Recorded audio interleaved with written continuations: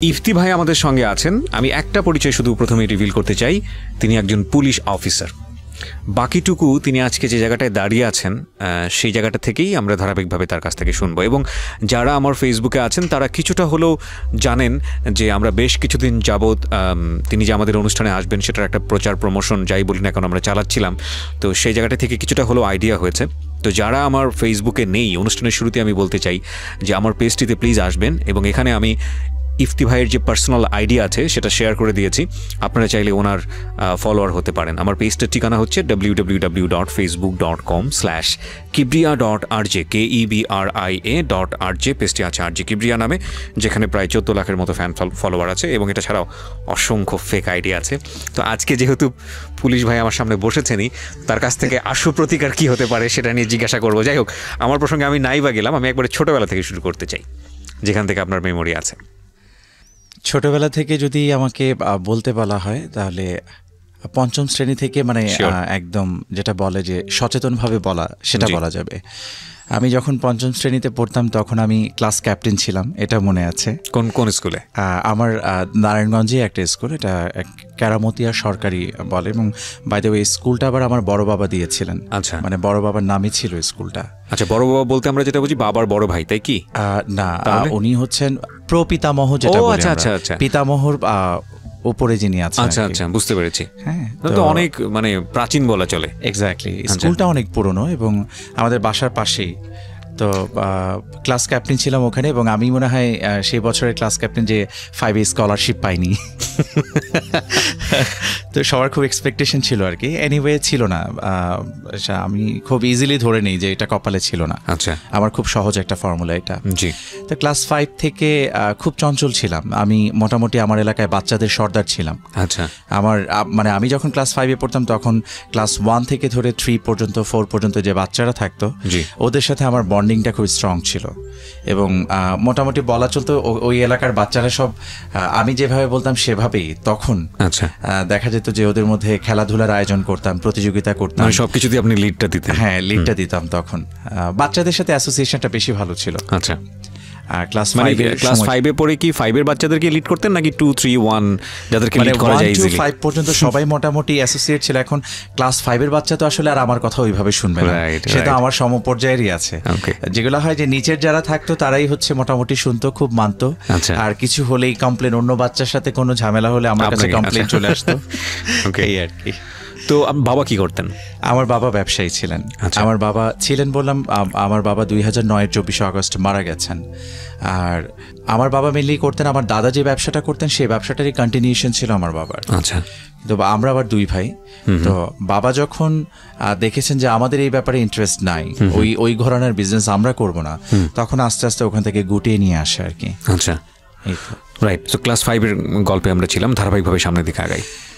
Class 5 থেকে যখন scholarship পেলাম না, একটু দুঃখ কষ্ট লাগলো। ওখান থেকে তারপর ক্লাস 6-এ উঠে গেলাম। ওখানেই আমার পার্শ্ববর্তী একটা স্কুল ছিল, HI স্কুল অ্যান্ড কলেজ বলে ওটাকে। ওই স্কুলে পড়াশোনা।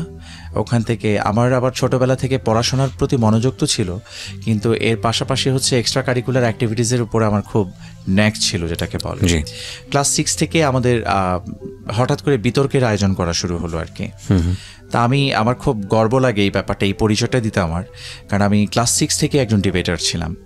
এবং তখন আমার এখনো খেয়াল আছে আমাদের প্রথম বিতর্কের বিষয়টা ছিল শহরের জীবন নয়, গ্রামের জীবনই শ্রেষ্ঠ জীবন। এবং আমি সেটার ফেভারিট ছিলাম আর কি। তখনকার টপিকগুলো তো খুব ইজি, কমন টাইপের টপিক হতো, বিজ্ঞান, আশীর্বাদ, এক্স্যাক্টলি। স্যাররা খুব ইন্সপায়ার করতেন। ক্লাস 6-এ যে আমি ভর্তি হলাম আমার রোল ছিল তখন 71।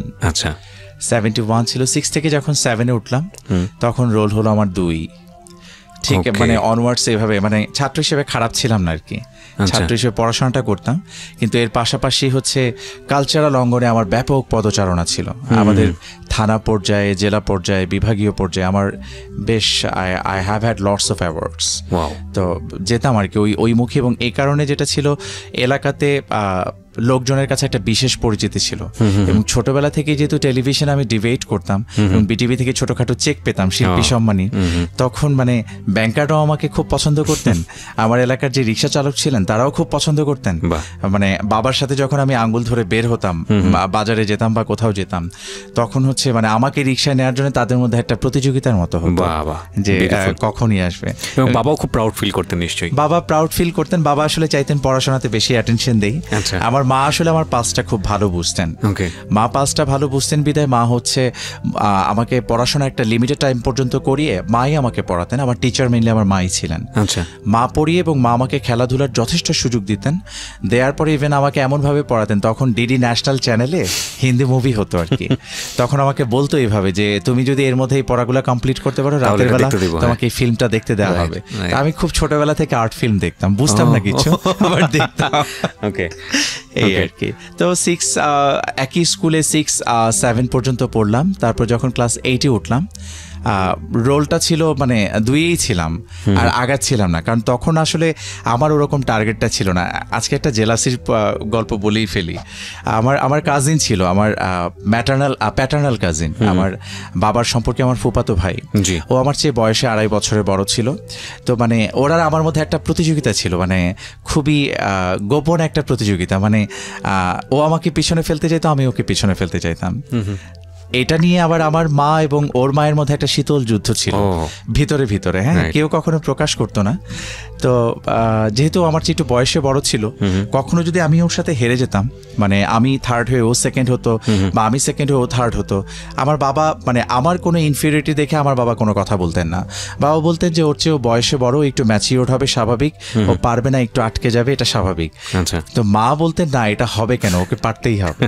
তো ক্লাস 8-এ যেটা হলো যে ও থার্ড হলো, আমি সেকেন্ড হলাম। আমাদের দুজনের মাথায় এটা কখনোই কাজ করে না যে আমাদের ফার্স্ট হতে হবে। আমাদের মাথায় রেদার এটা কাজ করতো যে ও আমার আগে যাবে না, আমি ওর আগে যাব না। একসঙ্গে থাকি। হ্যাঁ, তারপর ক্লাস 8-এ যখন রেজাল্ট হলো, যখন থার্ড হলো, ওর খুব মন খারাপ হলো। ও মন খারাপ করে ওখান থেকে স্কুল ছেড়ে আরেক স্কুলে চলে গেল। হ্যাঁ, ওই স্কুলটা আবার যে স্কুলটাতে চলে গেল, এটা BM boys union high school, and this is one of the best schools of our district. ও যখন চলে যাওয়ার পরে মানে একটু কেমন যেন হয়ে গেল, মানে ঠিক মজা পাচ্ছিলাম না পড়ালেখার মধ্যে যেটা। তো যখন 8 থেকে আবার, তখন তো আমার কম্পিটিটর আর কি, যে ফার্স্ট বয়, তার সাথে আমার কম্পিটিশন চলছে। তার সাথে আবার কম্পিটিশন করতে যে কোনো একটা সাবজেক্টে, যেটা আমার ফেভারিট সাবজেক্ট ছিল তখন, এগ্রিকালচার সাবজেক্টে আমি মানে ক্লাস 6 থেকে হায়েস্ট পেতে আসছিলাম। 6, 7, 8 মানে এটার হায়েস্ট কেউ আমার কাছ থেকে নিতে পারতো না।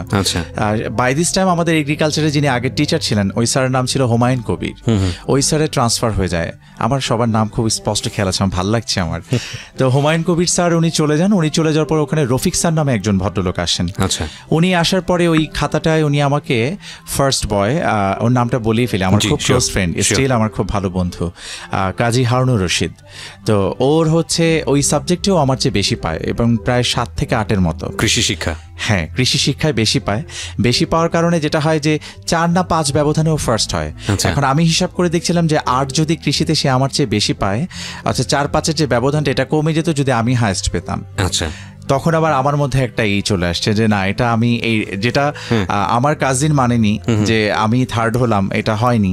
তা ঠিক একই রকম একটা কনসিকুয়েন্স আমিও পড়ার পরে দেন আমি চ্যালেঞ্জ করলাম না, বাট আমি এই টিচারের কাছে গেলাম, যে বললাম যে স্যার, কিছু পারিবারিক রিজন দেখিয়েছে যে আমার পক্ষে আসলে এখানে থাকা পসিবল হচ্ছে না, আমি ওইদিকে চলে যাব, এই স্কুলটাতে পড়তে হবে আমাকে। আমার হেড টিচার আমাকে জড়িয়ে ধরে কানলেন অনেকক্ষণ। উনি কান্নাকাটি করার পরে আমি আবার কিছুটা ইমোশনালি বায়াসড হয়ে যাচ্ছিলাম। তারপরে হঠাৎ করে মনে হলো না, থাক, ইমোশনাল হওয়া যাবে না। স্যারটা খুবই অন্যরকম মানুষ ছিলেন, আব্দুল আলী স্যার, আমাদের খুব প্রিয় মানুষ, শৈল্পিক, মানে খুবই শিল্পমনা একজন মানুষ।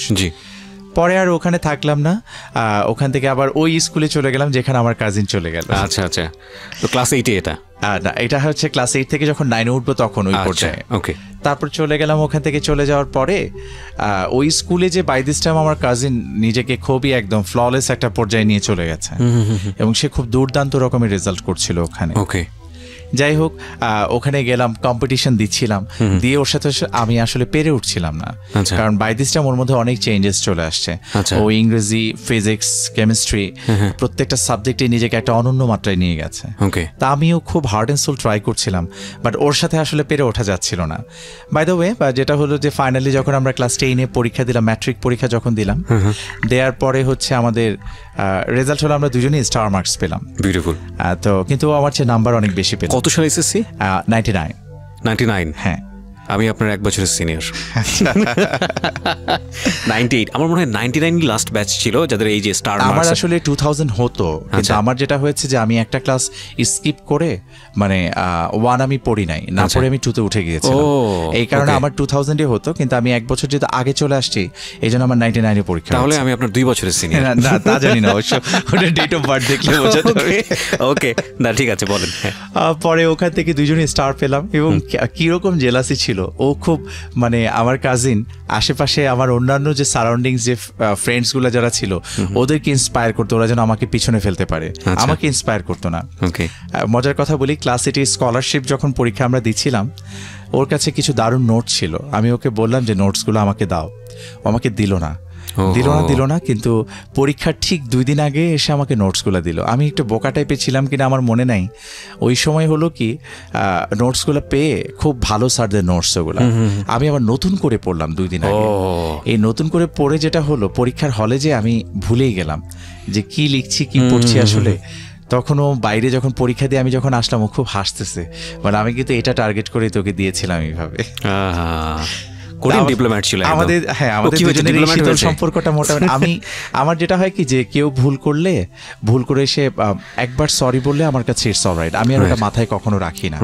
এবং আমার জীবনে অনেক বড় কেউ ক্ষতি করে দিয়েছে, সেই ক্ষতি করার পরেও দেখা গেছে যে আমি আমার জায়গা থেকে যথেষ্ট সুযোগ ছিল তার একটা লস করে দেয়া, হার্ম করে দেয়া, কিন্তু উপরে যিনি মহান সৃষ্টিকর্তা যিনি আছেন, তিনি আমার হার্ট ডেফিনেটলি রিড আউট করতে পারেন। আমি সে সকল সুযোগ কখনোই নেইনি, and by heart and soul I can say it. Right. Very frankly I can speak up about it. এবং এগুলোর আপনি যেটা বলছেন সেটার বিভিন্ন ঘটনা সামনে চলে আসবে যখন আমরা যাব। আমাদের যেহেতু ফেস করেন, আমি পার্সোনালিও একটা সময় অনেক বড় একটা ডিফিকাল্টি ফেস করেছি, এবং আমি নিজে তাকে নক দিয়েছিলাম, and he is such a nice man, যে উনি এত ভালো কাউন্সিলিং করেন, এত ভালো কোঅপারেট করেন। সো আপনাদের কারোর যদি প্রয়োজন হয়, আমি জানি না এতটা উনি সামলাতে পারবেন কিনা, লাখ ফ্যান্স অ্যান্ড ফলোয়ার্স আছে আমার এই পেজটিতে, so you can follow him, এবং ওনাকে রিকোয়েস্ট পাঠালে, ওনাকে যদি কোনো প্রবলেম আপনাদের যেটা আসলে লিগেলি আপনারা ফেস করছেন বা পুলিশি ঝামেলার মধ্যে আছেন, উনি আপনাদেরকে অ্যাটলিস্ট পরামর্শ দিতে পারবেন, এতটুকু আপনাদেরকে আমি এনশিওরিটি দিতে পারি। সো আমার পেজটি হচ্ছে www.facebook.com/kibria.rj, KEBRIA.RJ, পেজটি আছে RJ কিবরিয়া নামে, ওখানে আমি ওনার পার্সোনাল আইডিটি শেয়ার করেছি ওনার অনুমতিক্রমে। জি বলুন। তো আমরা এসএসসির রেজাল্ট পেলাম, তারপর এসএসসি রেজাল্টের আগে ছোট্ট আরেকটা আমাদের জেলাসির গল্প আরেকটু বলে নিই। সেটা হচ্ছে যখন ক্লাস 8-এ পড়ি আমরা, তখন টেলিভিশন ডিবেটের জন্য আমাদের হঠাৎ করে সেকেন্ড স্পিকার অসুস্থ হয়ে গেল, আর আমি তখন ওই স্কুলে নতুন গিয়েছি। এখন আমি যে বিতর্ক করি সেটা হচ্ছে সেই স্কুলে টিচারদের কাছে এখন পর্যন্ত পৌঁছায়নি। আচ্ছা, তখন হঠাৎ করে স্যাররা ক্লাসে ঘোষণা দিলেন যে আমাদের একজন ডিবেটার লাগবে, একজন অসুস্থ হয়ে গেছে। তো আমরা প্রায় 28 জন না যেন 30 জনের মতো আমরা ট্রায়াল দিলাম। ট্রায়াল দেওয়ার পরে সেখান থেকে ফরচুনেটলি আমি সিলেক্ট হলাম। আমি সিলেক্ট হওয়ার পরে এখন যেটা হলো, বাই দিস টাইম টেলিভিশন ডিবেটের ডেটগুলো অনেকদিন আগে দিয়ে দিত, আর তখন পর্যন্ত আমরা ডেট পাচ্ছিলাম না কবে আমাদেরটা হবে আর কি। বাই দিস টাইম আমাকে মা জোর করে চুল ফেলে দিল, আমার চুল ভালো হচ্ছিল না আর কি। তো চুল ফেলে দেওয়ার কারণে আমি খুব শাই টাইপ ছিলাম তখন। তো যখন চুল ফেলে দিল তখন এর মধ্যে টেলিভিশন ডিবেটের ডেট আসলো। আচ্ছা, এখন আমাদের যিনি যে স্যার মেইনলি এটাকে কোঅর্ডিনেট করতেন, ওনার নাম ছিল পার্থ বণিক স্যার। জি, ওই স্কুলের ম্যাথমেটিক্স করাতেন আমাদের। তো ওনার অনেক অবদান আছে আমাকে একজন ভালো ডিবেটার হিসেবে গড়ে তোলার পিছনে, মানে হি হ্যাজ কন্ট্রিবিউটেড এ লট। তো স্যার কি করলেন, খুঁজলেন আমাকে, আমার কাজিনকে বললেন তোমার কাজিনকে খবর দিও। আমি জানি না ও শুনবে কি না, যেহেতু ছোটবেলার গল্প বলে দিচ্ছি। ও আমাকে এসে আর জানালো না, কারণ তখন ফোনগুলো আসলে সেরকম অ্যাভেলেবেল ছিল না। আচ্ছা, আমাকে আর জানায়নি। So by this time sir আমার অল্টারনেটিভ যিনি ফোর্থ ছিলেন তাকে নিয়ে নিলেন, তাকে নিয়ে তারপর টেলিভিশন ডিবেটটা হয়ে গেল। বাই দিস টাইম আমার চুলও বড় হয়ে গেল। তা আমি স্কুলে যাওয়ার পরে স্যার আমাকে ধরলেন যে তোমাকে এতবার ডাকলাম তুমি আসলে না। আমি স্যার আমাকে কেউ কিন্তু বলেনি কিছু, আমি স্কুলে যাইনি চুল বড় করার জন্য। ওকে। তো পরে হচ্ছে আমার কাজিন আমাকে বলল, হ্যাঁ যে আসলাম তো টেলিভিশনে, হাতে তালিও দিয়ে এসছি, আমাকে দেখাইছি টিভিতে, তুমি দেখছো? আপনি হাসতে হাসতে বলতেছেন এটা? হ্যাঁ, ও আমাকে বলছে।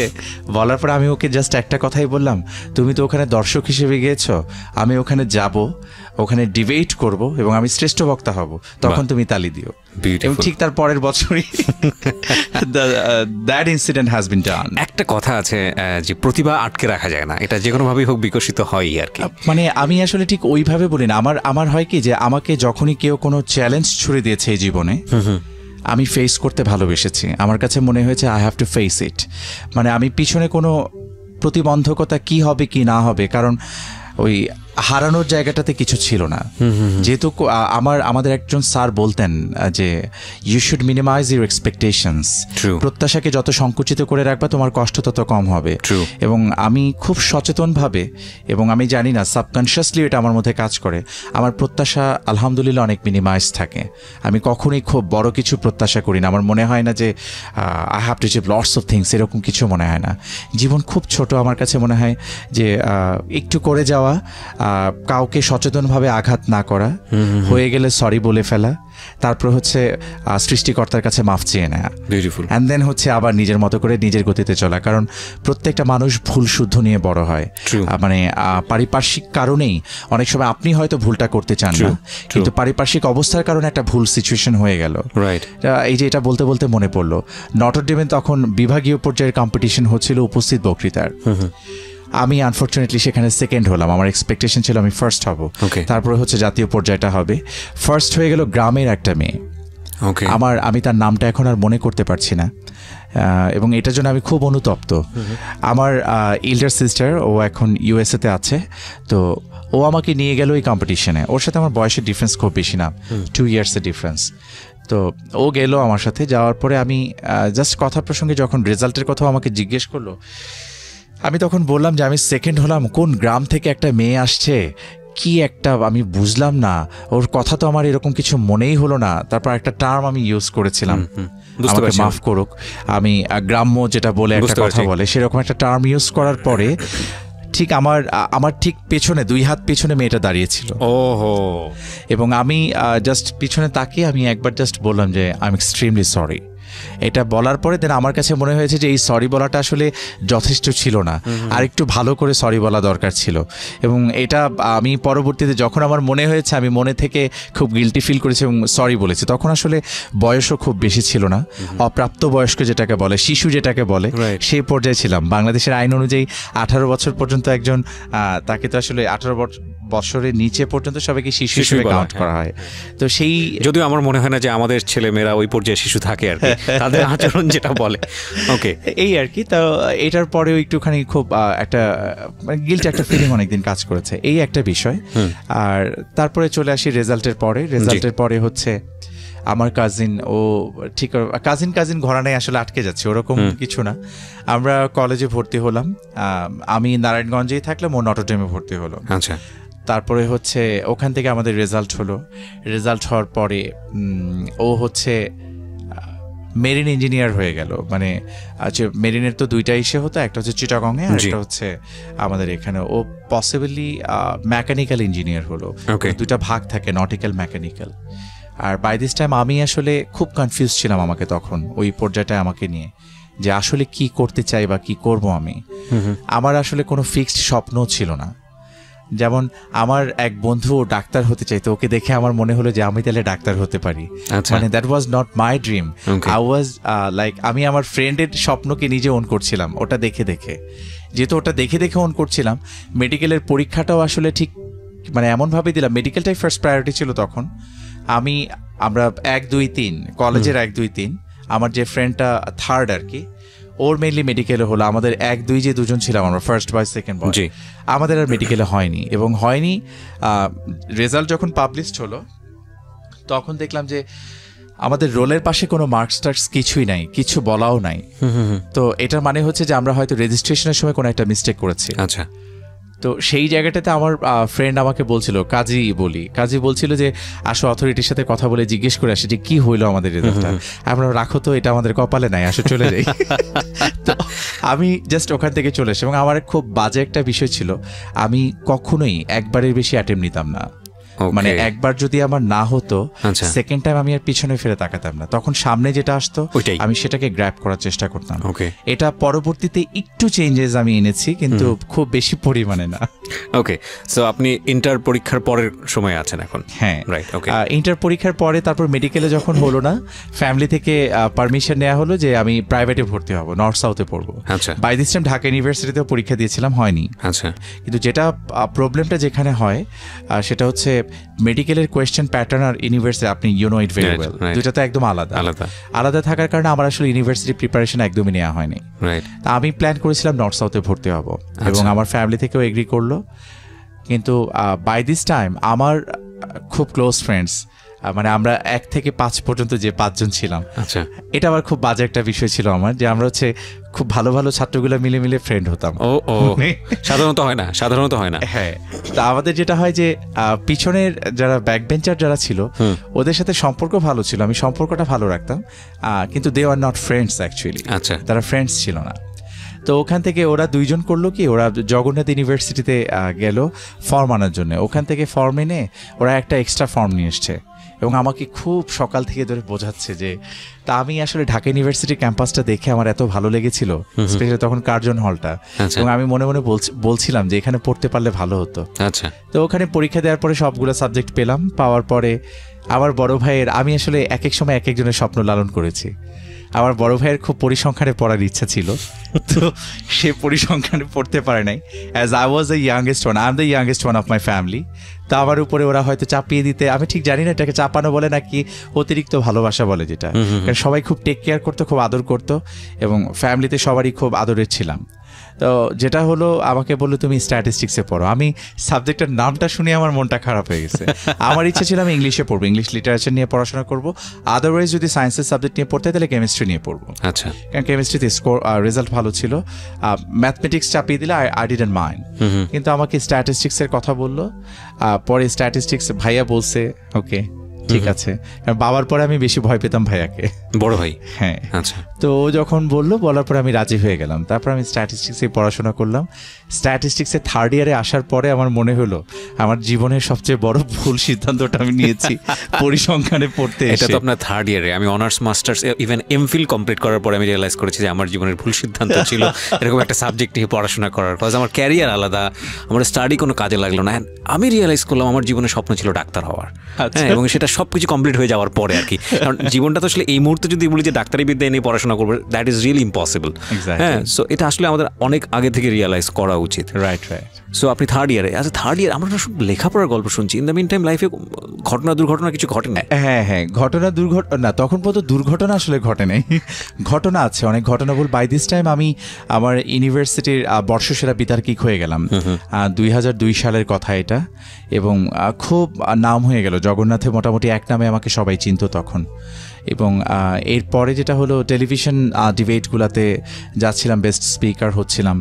বাই দিস টাইম আমার কাছে মনে হলো যে আমার যেহেতু বিটিভি তো আসলে প্রমিত উচ্চারণটাকে অনেক বেশি এপ্রিসিয়েট প্রাধান্য দেয়, হ্যাঁ, এবং আমরা যখন বিটিভিতে ডিবেট করতাম তখন উচ্চারণ ও বাচনভঙ্গির জন্য 5 করে আলাদা করে নাম্বার ছিল। আচ্ছা, তখন আমার মনে হলো যে আমার উচ্চারণটাকে একটু ফ্ললেস করা উচিত। ওই জায়গা থেকে আমি একটা আবৃত্তি সংগঠনে জড়িয়ে গেলাম। এটা হচ্ছে টিএসসিতে ছিল স্বরকল্পনা আবৃত্তি চক্র, এবং তাদের সাথে মোটামুটি অলমোস্ট আমি 10-12 বছরের মতো কাজ করেছি।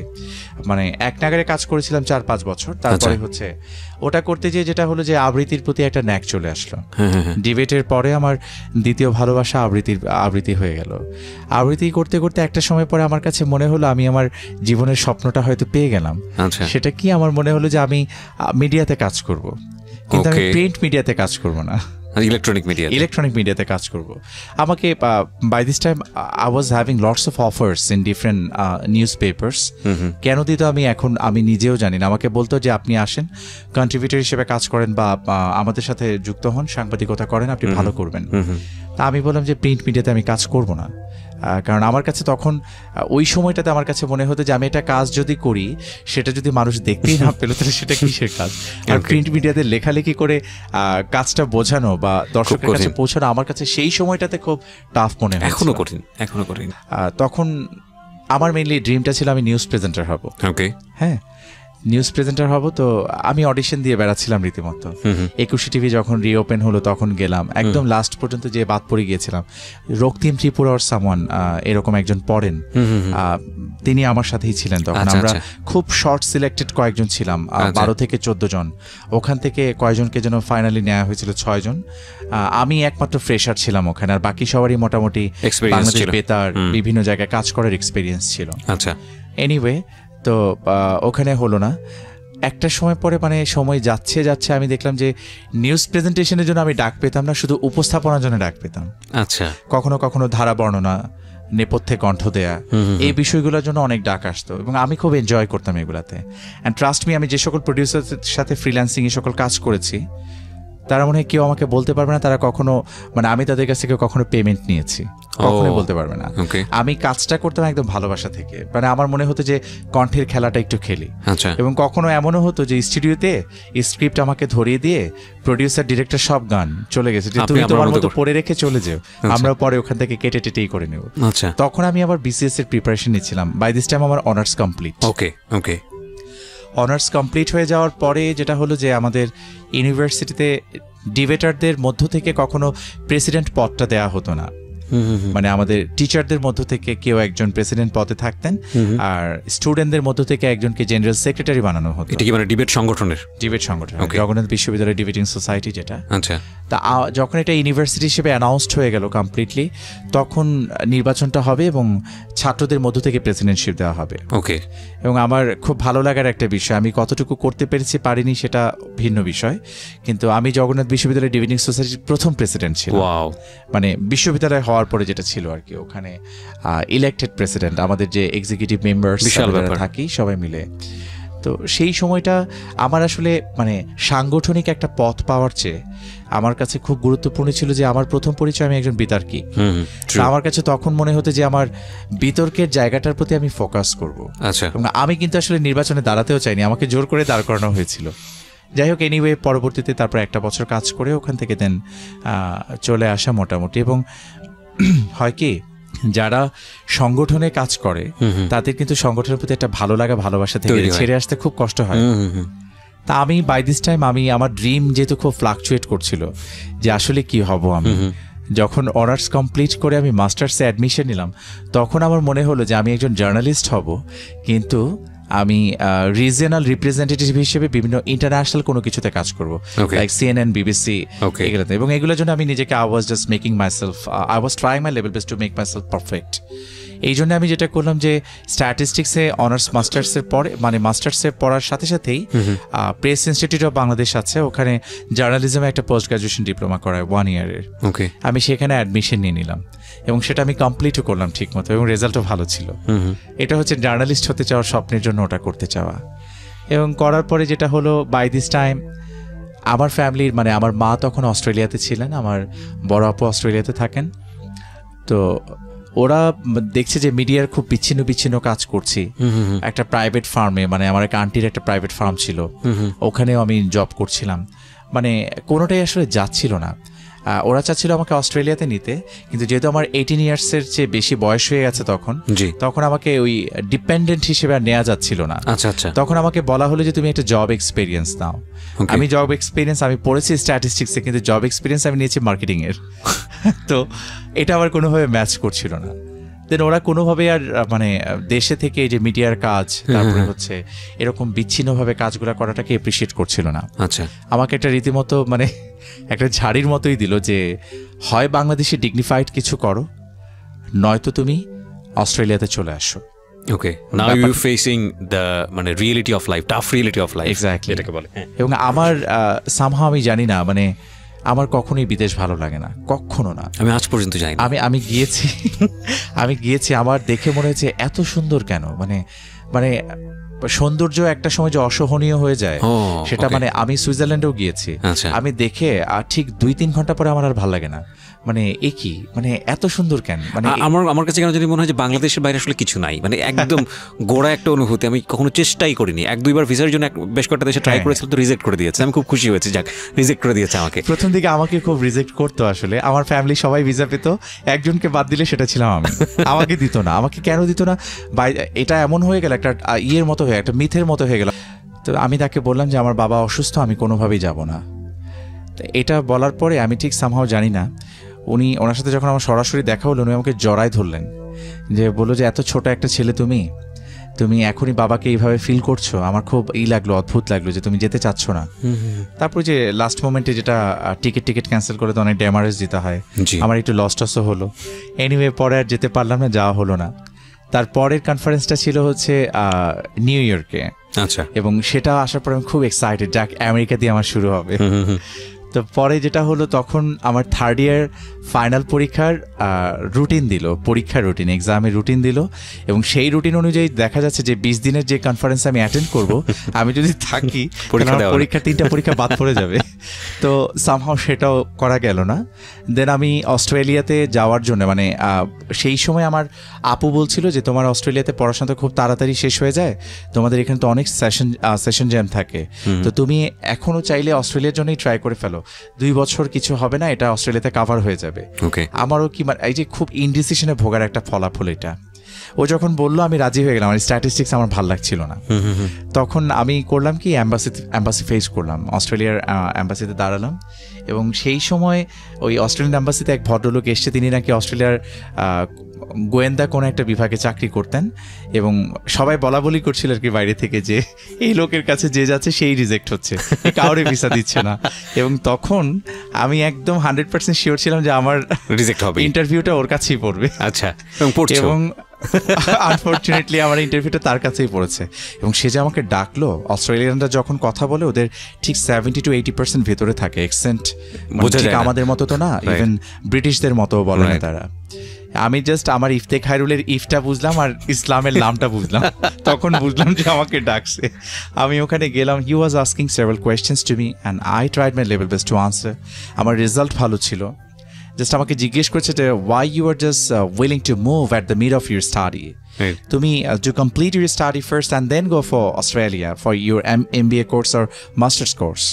দেন আমি তাকে বললাম আর কি, কিছু কথা বলতে হয় তখন, কিছু কথা তাকে বললাম, সেশন জ্যামের প্রবলেমের কথাও বললাম, but he was not satisfied actually, এবং আমাকে বললো অলরাইট। বলার পরে দেন আমাকে ভিসা দিল না, কিছুদিন পরে জানা যায়, এগুলা 15-20 দিন না কতদিন পরে আমি জানলাম।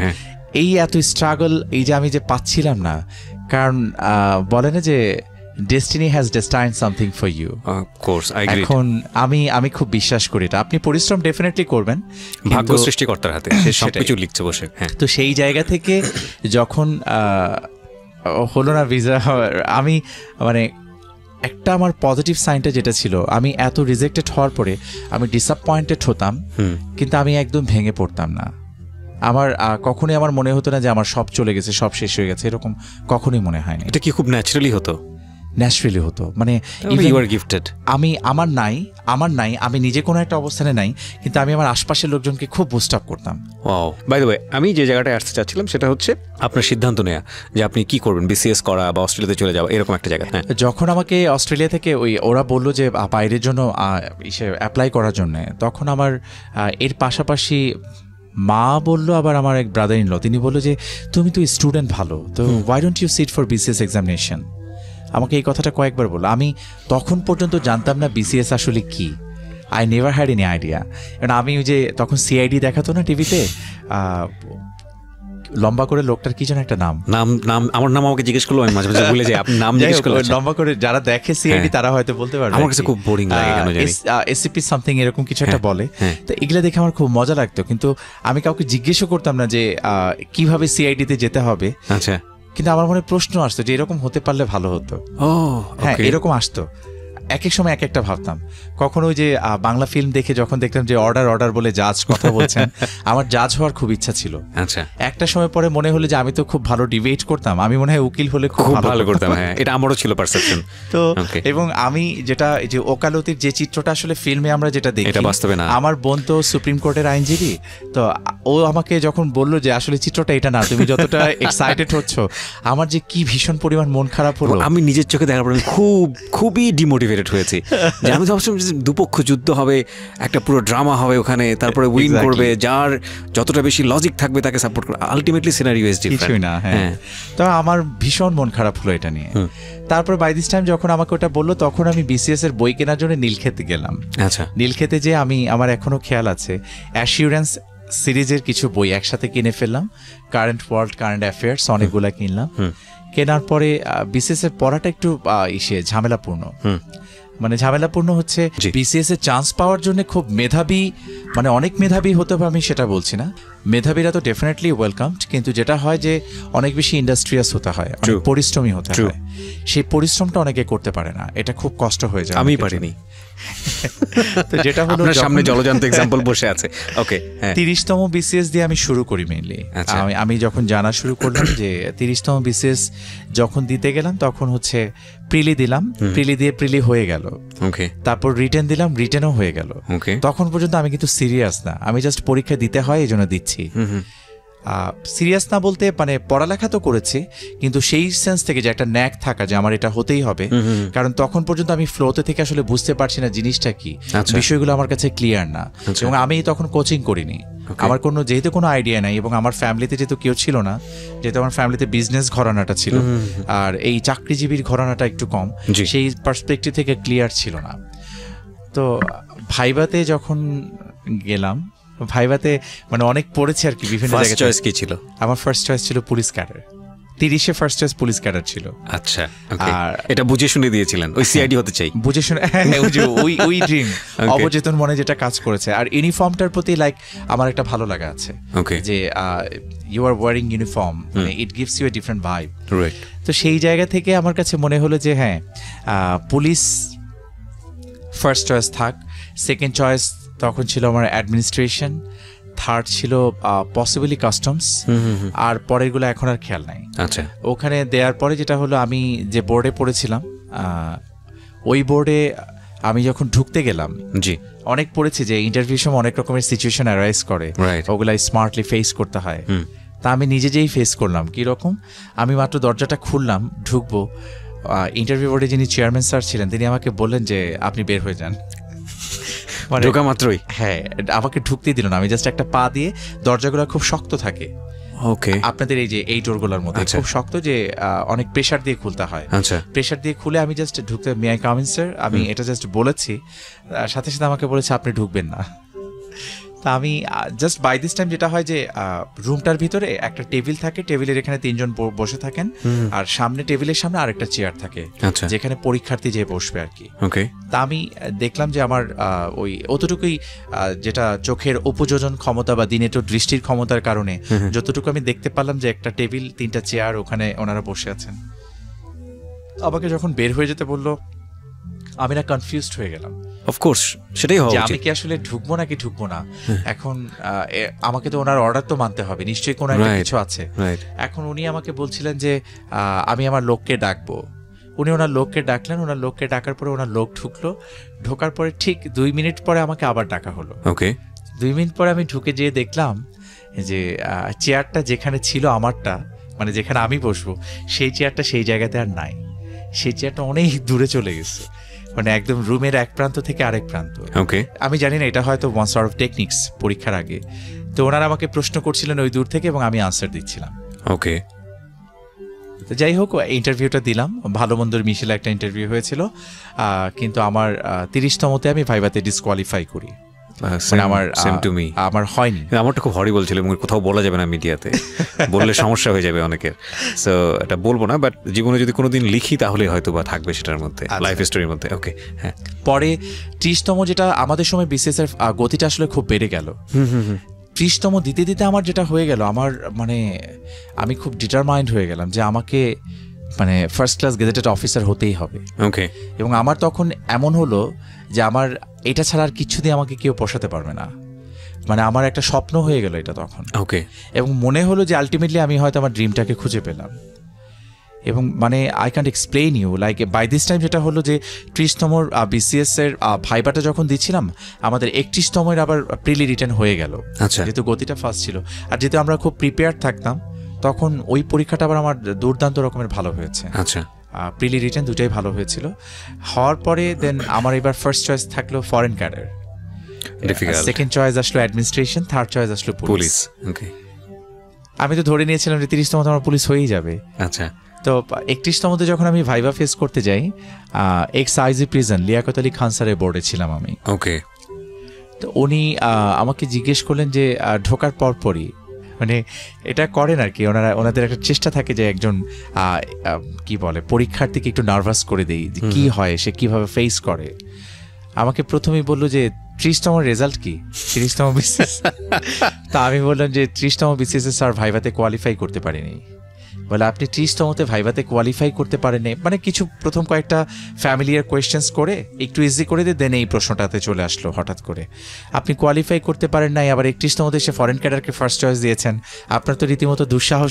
সেটা আমি ভাবছিলাম মনে মনে, দুঃসাহস। তখন আমি বললাম যে আসলে স্যার ব্যাপারটা হয়েছে কি, আমি যখন 30তম পরীক্ষা দিই তখন আমার ফার্স্ট চয়েস পুলিশ ছিল এবং আমি ধরেই নিয়েছি যে আমি পুলিশ ক্যাডারটা পাবো। তো আনফর্চুনেটলি আমি পুলিশ ক্যাডার পাইনি এবং 30তম যখন পরীক্ষা দিয়েছিলাম তখনই আবার 31তমের প্রেফারেন্স লিস্টটাকে আমি ফিল আপ করে ফেলেছি।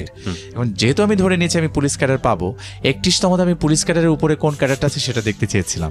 তখন আমার কাছে মনে হয়েছে হ্যাঁ ফরেন ক্যাডারটাকে আমি বেছে নিতে পারি। আর আমি অত্যন্ত বিনয়ের সাথে স্যার বলতে চাচ্ছি যে যে প্রথম 10 থেকে 12 জন ফরেন ক্যাডার পাবে তার একজন আমিও হতে পারি। এই কথাটা বলার পরে স্যার একটু আমার দিকে একটা লুক দিল আর কি।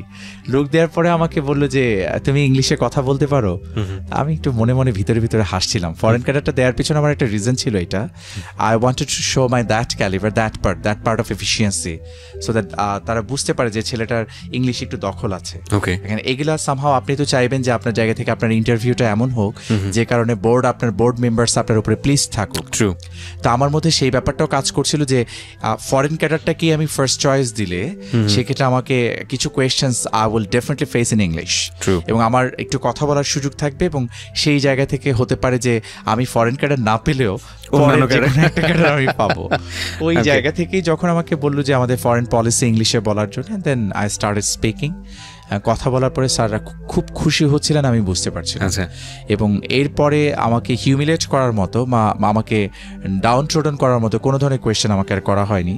এবং I was asked almost 17 questions and I answered 16 questions perfectly. একটা প্রশ্নের অর্ধেক পেরেছিলাম, অর্ধেক পারিনি। তখন আমার এখনও খুব কানে বাজে কথাটা, স্যার তখন বলছিলেন, লিয়াকত আলী খান স্যার উনি বোর্ডের চেয়ারম্যান, উনি তখন ওনার পাশে যিনি ছিলেন বোর্ড মেম্বার্স তাকে বলছিলেন যে স্যার ছেলেটাকে ছেড়ে দেই। মানে ওনার এই কথাটার মধ্যে এত মায়া ছিল, আমার তখন মনে হচ্ছিল কি যে আমার চাকরিটা ইনশাল্লাহ হয়ে যাবে। এবং সেই সময় আমার পরীক্ষার জাস্ট ভাইবার 15 দিন আগে আমার মা দেশে আসেন অস্ট্রেলিয়া থেকে।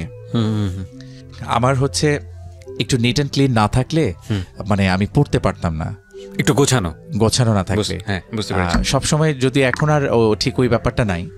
তো আমার মা এসে দেখলেন 7 দিন ধরে আমার বেড কভার চেঞ্জ হয় না আমার রুমে, এবং আমার বইপত্র নোটস সব এইভাবে ছড়ানো ছিটানো। আচ্ছা। তো মা বুঝলো যে আমি একদম কাইন্ড অফ ক্রেজি হয়ে গেছি, মানে এরকম কেন। মা আমাকে বললো তোমার তো হারানোর কিছু নাই, তুমি এরকম পাগলের মতো করতেছো কেন, কি মানে কি হবে এটা না হলে, চলে যাবা আমার সাথে চলে যাবা, এরকম ভাবে বলছিল আমাকে। আমি বুঝছিলাম যে আমাকে আসলে ইন্সপায়ার করছিল যেন আমি খুব বেশি ডিজার্টেড না হলে। আমি তখন বললাম যে মা আমাকে এখন কোনো জায়গার একটা চেয়ারম্যান বানিয়ে দিলেও হবে না, কোনো বোর্ড বলেন অন্য কোথাও, আমার এটাই লাগবে, আমার এটাই হতে হবে। That determination is very much important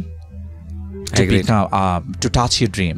like আপনি যদি ফিল করেন ভেতর থেকে যে আপনার এটা লাগবে এবং ওই যে শাহরুখ খানের কি একটা ফিল্ম ছিল না ওম শান্তি ওমের মধ্যে, সে বলেছিল যে যখন আপনি কোনো জিনিস খুব মন থেকে প্রত্যাশা করেন তখন পুরো পৃথিবী এক হয়ে যায় আপনাকে আপনার সেই স্বপ্ন কিছু মানে ছুঁতে পারার অনুপ্রেরণা দেবার জন্য।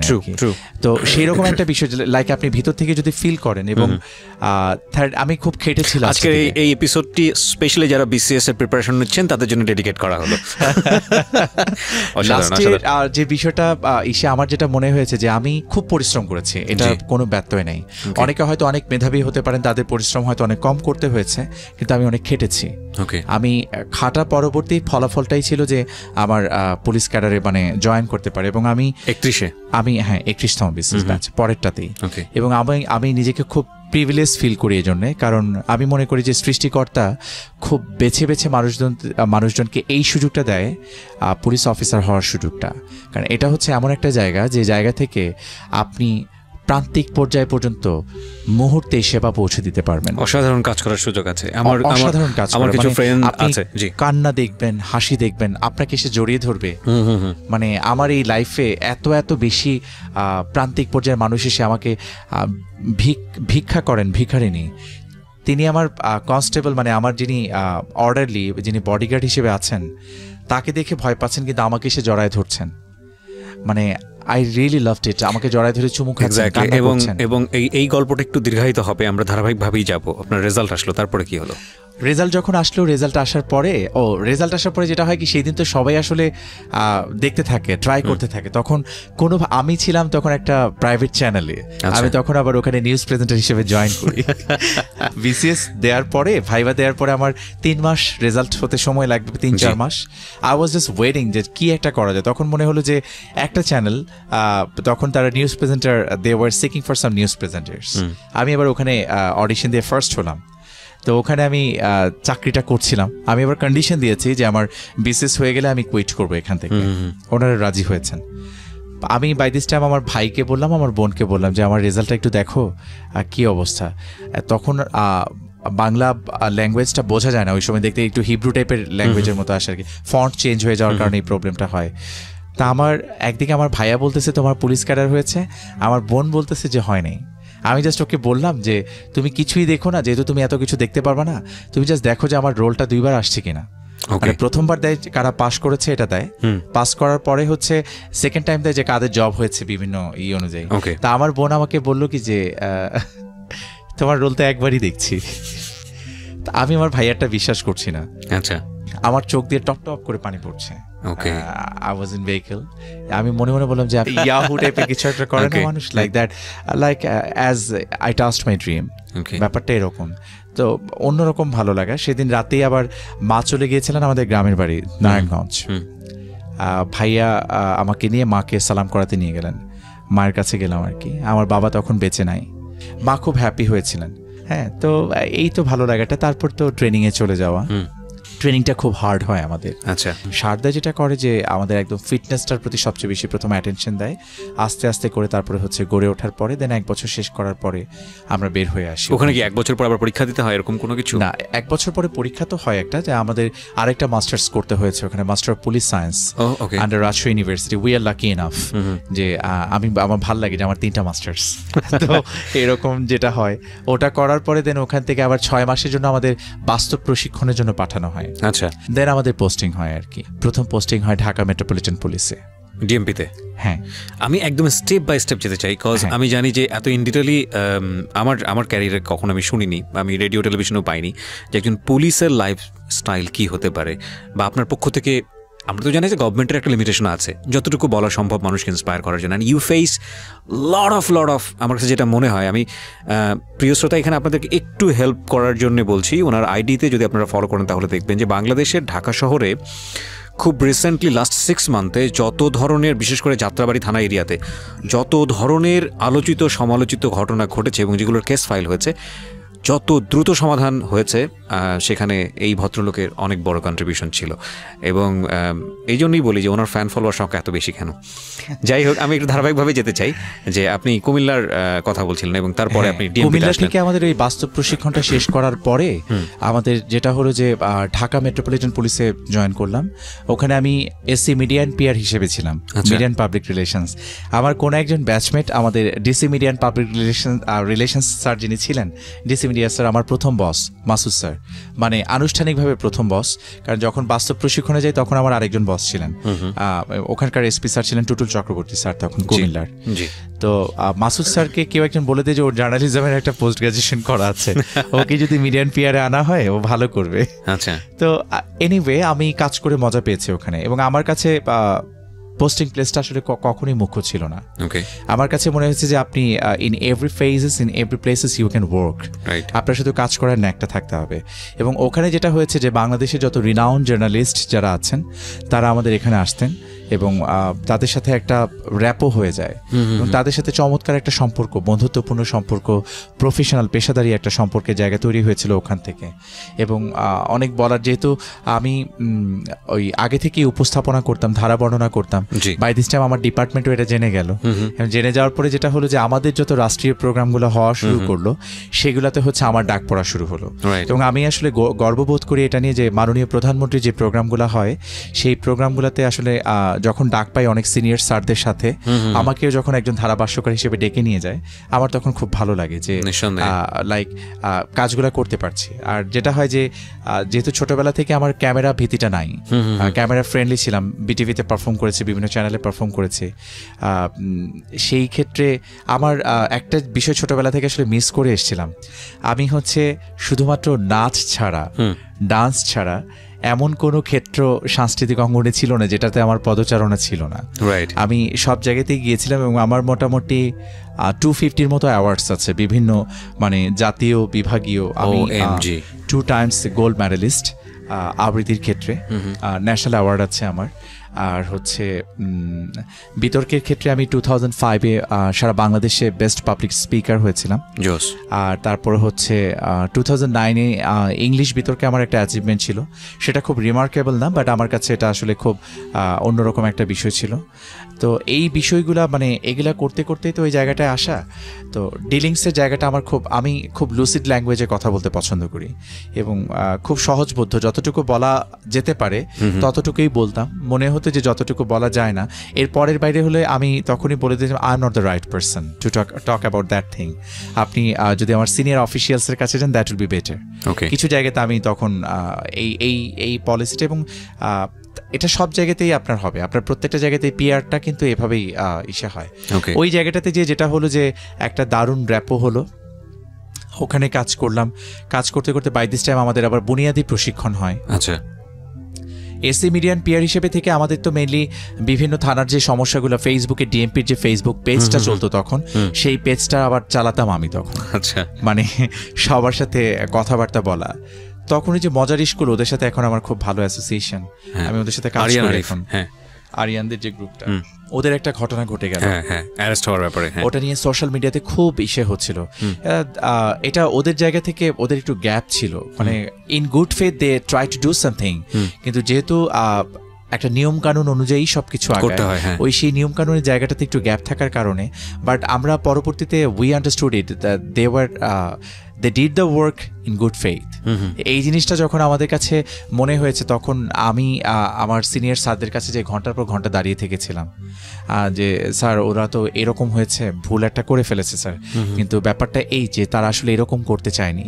এখন জেনুইনলি যেটা হয়েছে, তখন মোবারক নামে, আমার এখনো খেয়াল আছে, মোবারক নামে ছোট একটা বাচ্চা, ওরা মেইনলি ওদের মজার স্কুলে নিয়ে যাওয়া হয়েছিল। ওর চাচা এসে কমপ্লেন করেছিল যে মোবারককে কিডন্যাপ করা হয়েছে এবং একটা গ্রুপ হচ্ছে নিয়ে যাচ্ছে। এখন আমার কাছে বাদী আছে, ভিকটিম আছে, আবার আরেকটা পক্ষ আছে, এবং ওরা যে জায়গাটায় করছিল সেখানকার লোকাল যে পুলিশ স্টেশন তারাও ওদের সম্পর্কে ওয়াকিবহাল ছিল না। এবং এর পাশাপাশি যেখানে ওরা চালাতো এই কার্যক্রম সেখানকার লোকজনও কোনো পজিটিভ রিমার্কস দেয়নি। আশপাশের লোকজনের তো মানে মাঝে মাঝে থাকে না যে কয়েকজন দুই একজনের যে একটু দেখি না অন্যরকম বলে কি হয়, এটা আমি জানি না স্বভাবজাতভাবে আমরা কেউ আবার একটু পরশ্রী কাতর, মানে এটা কিন্তু আপনি বিশ্বের আর কোথাও দেখবেন না। আমাদের এশিয়ানদের মাঝে কিন্তু এই বিষয়টা একটু খুব ন্যাচারালি এটা চলে আসে, কেউ ভালো করলে আমরা সহ্য করতে পারি না। এক্স্যাক্টলি। তো পরে যেটা হলো যে ওদের সম্পর্কে ওখান থেকে আরো কিছু নেগেটিভ রিমার্কস দিল। এই নেগেটিভ রিমার্কস দেওয়ার কারণে পুলিশ একদম লজিক্যালি, লিগালি, রেশনালি মুভ করলো যে যেহেতু মোবারকের চাচা এসে মামলা করতে যাচ্ছে, মামলা হলো, ভিকটিম আছে, ভিকটিম উদ্ধার হলো। পরবর্তীতে মানে নানা লোকজন নক করা শুরু করলো যে তারা করছে, এত ভালো কাজ করছে, আপনাদের দেখা হচ্ছে। এখন যেটা হয় যে এই জায়গাটা একটু ক্লিয়ার হওয়া উচিত যে পুলিশের কাছে তো আসলে কোনো দৈব শক্তি নাই, বা পুলিশ তো আসলে ফেরেশতা না যে কারো মনের ভিতরে যে বুঝে ফেলবে যে তারা আসলে কোনটা কাজ করছে। আমার চোখের দৃষ্টিতে যেটা দৃশ্যমান, আশপাশ থেকে যেটা আমি শুনবো, তার উপর ভিত্তি করে কিন্তু প্রাথমিকভাবে আমাকে আগাতে হবে 100%। এবং যখন আমি বিভিন্ন জায়গা থেকে যখন এভিডেন্স পাওয়া শুরু করলাম যে ওরা আসলে খুব পজিটিভ কাজ করতে যাচ্ছে, একটা ভালো কাজ করতে যাচ্ছে, তখন আমি আমার তখনকার ডিসি স্যার ছিলেন মুনতাসির স্যার, স্যারের রুমে যে আমি বারবার দাঁড়িয়ে থাকতাম, আর স্যারকে দিয়ে অন্যান্য সিনিয়র স্যারদেরকে কল করাতাম যে স্যার এটা একটু দেখেন, এটা একটু দেখেন। তারপর তো আলহামদুলিল্লাহ ওরা একটা সময় পরে বের হয়ে আসলো। সেই সময় বিভিন্ন চ্যানেল, বিভিন্ন পত্রিকার অনেক সিনিয়র বড় ভাইরা আমার কাছে এসেছিলেন, আমি নামগুলো এই মুহূর্তে বলছি না। ওনারা বিভিন্ন সময় ওনাদের ফেসবুকে স্ট্যাটাস দিয়েছিলেন আমাকে নিয়ে। তো আরিয়ানরা জানতো না যে ওদের জন্য কোনো একজন অফিসার একটু কাজ করেছিলেন। এখন সে ব্যক্তিটাকে এটা ওরা জানতো না। এটা ওদের কাছে ক্লিয়ার হয়েছিল প্রায় 5-6 মাস না 3-4 মাস পরে। একজন বড় ভাই বলেছিলেন আর কি যে এই কাজটা হয়েছিল আর কি। তারপর থেকে ওরা আমাকে মানে এতটাই আপন করে নিল, মানে অনেক সম্মান করে, হ্যাঁ, পাগল হয়ে গেল আমার জন্য। এবং আমি ওই বাচ্চাগুলোর মাঝে আমি গেলে মানে আমি নিজেকে হারিয়ে ফেলি আসলে। ওনার আইডিতে গেলে আসলে উনি যে কথাগুলো বলছে তাহলে আপনারা ইন ডিটেল বুঝতে পারবেন যে আসলে কি নিয়ে কথা বলছে। মজার স্কুল বাংলাদেশে এখন একটা খুব গুরুত্বপূর্ণ একটা ব্র্যান্ড আমি বলবো, যে তারা পথ শিশুদেরকে নিয়ে কাজ করে এবং সারা বাংলাদেশ ব্যাপী তারা কাজ করছে এবং এত ইন ডিটেলে কাজ করছে, এদের জন্য আসলে আপনি দেখলে দোয়া ছাড়া আর কিছুই আসবে না। সো যেটা বলার আছে সেটা হলো যে আপনারা যদি ওনাকে মানে ফলো করতে চান বা ওনাকে ফ্রেন্ড রিকোয়েস্ট পাঠাতে চান, ওনার সঙ্গে কানেক্ট থাকতে চান, তাহলে আপনারা চলে আসবেন আমার পেজটিতে। এবং আমি আমার পেজটিতে ইফতেখারুল ভাইয়ের আইডিটি শেয়ার করে দিয়েছি। পেজটির ঠিকানা হচ্ছে www.facebook.com/kibria.rj। আমি আবারও বলছি www.facebook.com/kebria.rj। পেজটি আছে আরজি কিবরিয়া নামে। সো এটাই কি ফার্স্ট কাজ নাকি এর আগেও টুকটাক এরকম কাজ হয়েছে? আমি আসলে সোশ্যাল ওয়ার্ক বলতে যেটা বোঝায় সেটা আমি যখন স্টুডেন্ট ছিলাম তখন থেকেই করতাম। আমি ক্লাস 8 থেকেই করতাম। আমার এলাকায় আমার ছোট্ট পরিসরে করা যেটা ছিল। যখন আস্তে আস্তে বড় হতে থাকলাম তখন বিভিন্ন সংগঠনের সাথে জড়িয়ে গেলাম। সাহিত্য বিকাশ আন্দোলন একটা সংগঠন ছিল, খুব প্রগতিশীল টাইপের সংগঠন। এরা মানুষের জন্য অনেক কাজ করতো, ওনাদের সাথে সাথে কাজ করতাম। ফ্লাড এফেক্টেড পিপলদের জন্য স্টুডেন্ট থাকাকালীন সময় আমি টিএসসির মোড়ে দাঁড়িয়ে দাঁড়িয়ে টাকা তুলেছি, এবং সেই টাকা আবার তাদেরকে যে আমরা যেটা করতাম আগে নিজেদের পকেট থেকে একটা সার্টেন অ্যামাউন্ট দিতাম, দেওয়ার পরে দেন আবার হচ্ছে বিভিন্ন ইসে কালেক্ট করে সেটা আবার যেহেতু আবৃত্তি সংগঠনে ছিলাম আবৃত্তি সমন্বয় পরিষদে আমরা জমা দিতাম, ওখান থেকে আবার এটা বিভিন্ন জায়গাতে ডিস্ট্রিবিউটেড হতো। তো মজার স্কুল মানে একটা এরকম ইনস্টিটিউশন, মানে পথ শিশুদের স্কুল যদি চিন্তা করি সেই সেন্স থেকে মজার স্কুলটাই হচ্ছে আমার প্রথম ইসে। বাট এছাড়া আমার ডিস্ট্রিক্টে বিভিন্ন অর্গানাইজেশন আছে যাদের সাথে আমি আলাদাভাবে কাজ করি। আর আমার কিছু মানুষের সাথে আমি ঠিক জানি না, আমি রাস্তাঘাটে যখন চলাফেরা করি আমার চোখ চারিপাশে খুব ঘোরে, আমি দেখি, সব কিছুই দেখি। এবং কখনো এমন হয় ধরেন একজন রিক্সায় আমি চড়লাম, রিক্সায় চড়ার পরে আমি দেখলাম যে আমি খুব বেছে নিয়ে, সবাই যেমন একটা ইয়াং রিক্সা পোলারকে খোঁজে, আমি সেটা খুঁজতাম না। আমি দেখতাম যে সবচেয়ে বয়সী কে আছেন এখানে, আমি তাকে খুঁজতাম। এবং তাকে খুঁজে আমি জানি না, আমি হুমায়ুন আহমেদের বই প্রচুর পড়তাম তখন। আমার মাথায় মাঝে মাঝে ওনার বইয়ের মধ্যে কিছু এক ধরনের ইসে থাকতো না, একটু পাগলামি টাইপের কিছু বিষয় থাকতো, ওগুলা ঠিক ওইভাবেই আসছে কিনা জানি না। আমার হঠাৎ করে মনে হতো যে আমি ওনাকে আমার নাম্বার দিয়ে দিব। আমি নাম্বার দিলে পরে ওনার সাথে আমার একটা সারা জীবনের সম্পর্ক হয়ে যায়। এরকম বিভিন্ন অঞ্চলের বিভিন্ন জায়গার বিভিন্ন ডিস্ট্রিক্টের বিভিন্ন জনের সাথে আমার গত 8-10 বছর ধরে যোগাযোগ রয়েছে। আচ্ছা। অ্যান্ড আমরা ওনাদের কাছে আমার পার্সোনাল নাম্বার আছে। ওনাদের যখনই কোনো ব্যক্তিগত প্রয়োজন, আমি তো আসলে অত বিশেষ ক্ষমতা নিয়ে আসিনি, যতটুকু আমার জায়গা থেকে মনে হয় যে করা পসিবল সেটা আমি করি। তো এইরকম রিক্সা পোলার থেকে ধরে ভিক্ষুক থেকে ধরে এরকম ইন্ডিভিজুয়ালস অনেক ক্যারেক্টার্স আছে যাদের সাথে আমার অ্যাসোসিয়েশন রয়েছে। আর অর্গানাইজেশন বলতে মজার স্কুল, ওদের ভালোবাসাটা এবং ওই বাচ্চাদের কাছে যখন যাই না, ওরা হচ্ছে ওদের প্রত্যেকের সাথে আমার আলাদা করে হ্যান্ডশেক করতে হবে, নাহলে আবার ওরা খুব কষ্ট পায়। তো এত প্রত্যেকটা বাচ্চাকে আমার টাচ করতে হয় এবং ওরা আমাকে খুব ভালো করে চেনে। আমি ওদের কমলাপুরের যে শাখা, ওখানে মুগদার শাখা, যেখানে যেখানে যাওয়া দরকার আমি সব জায়গাতেই মোটামুটি গিয়েছি। তো এর পাশাপাশি যেটা হয় যে নিজে যখন ক্রাইম জোনে চলে আসলাম আমি, ওখান থেকে এসএ মিডিয়ান পিআর থেকে পরে আমি আরেকটা জায়গাতে ছিলাম 8 মাসের জন্য। ওখান থেকে দেন আমি ফাইনালি ওই বুনিয়াদি প্রশিক্ষণটা সাভারে করতে হয় আমাদের 6 মাসের। ওটা করার পরে দেন আমি ডেমরাতে জয়েন করি, ডেমরা জোনে, যাত্রাবাড়ি। এখন আপনি এখানেই আছেন। ওটা কত সালে জয়েন করলেন? আমি জয়েন করলাম হচ্ছে 2016 ডিসেম্বরের 21 তারিখে। আমার 1 বছর 5-6 মাসের মতো চলছে। আমার মানে আমি তো মনে করি যে ডেমরার যে এক্সপিরিয়েন্স, সেটা বলতে গেলে রাত দিন মোটামুটি পার হয়ে যাবে।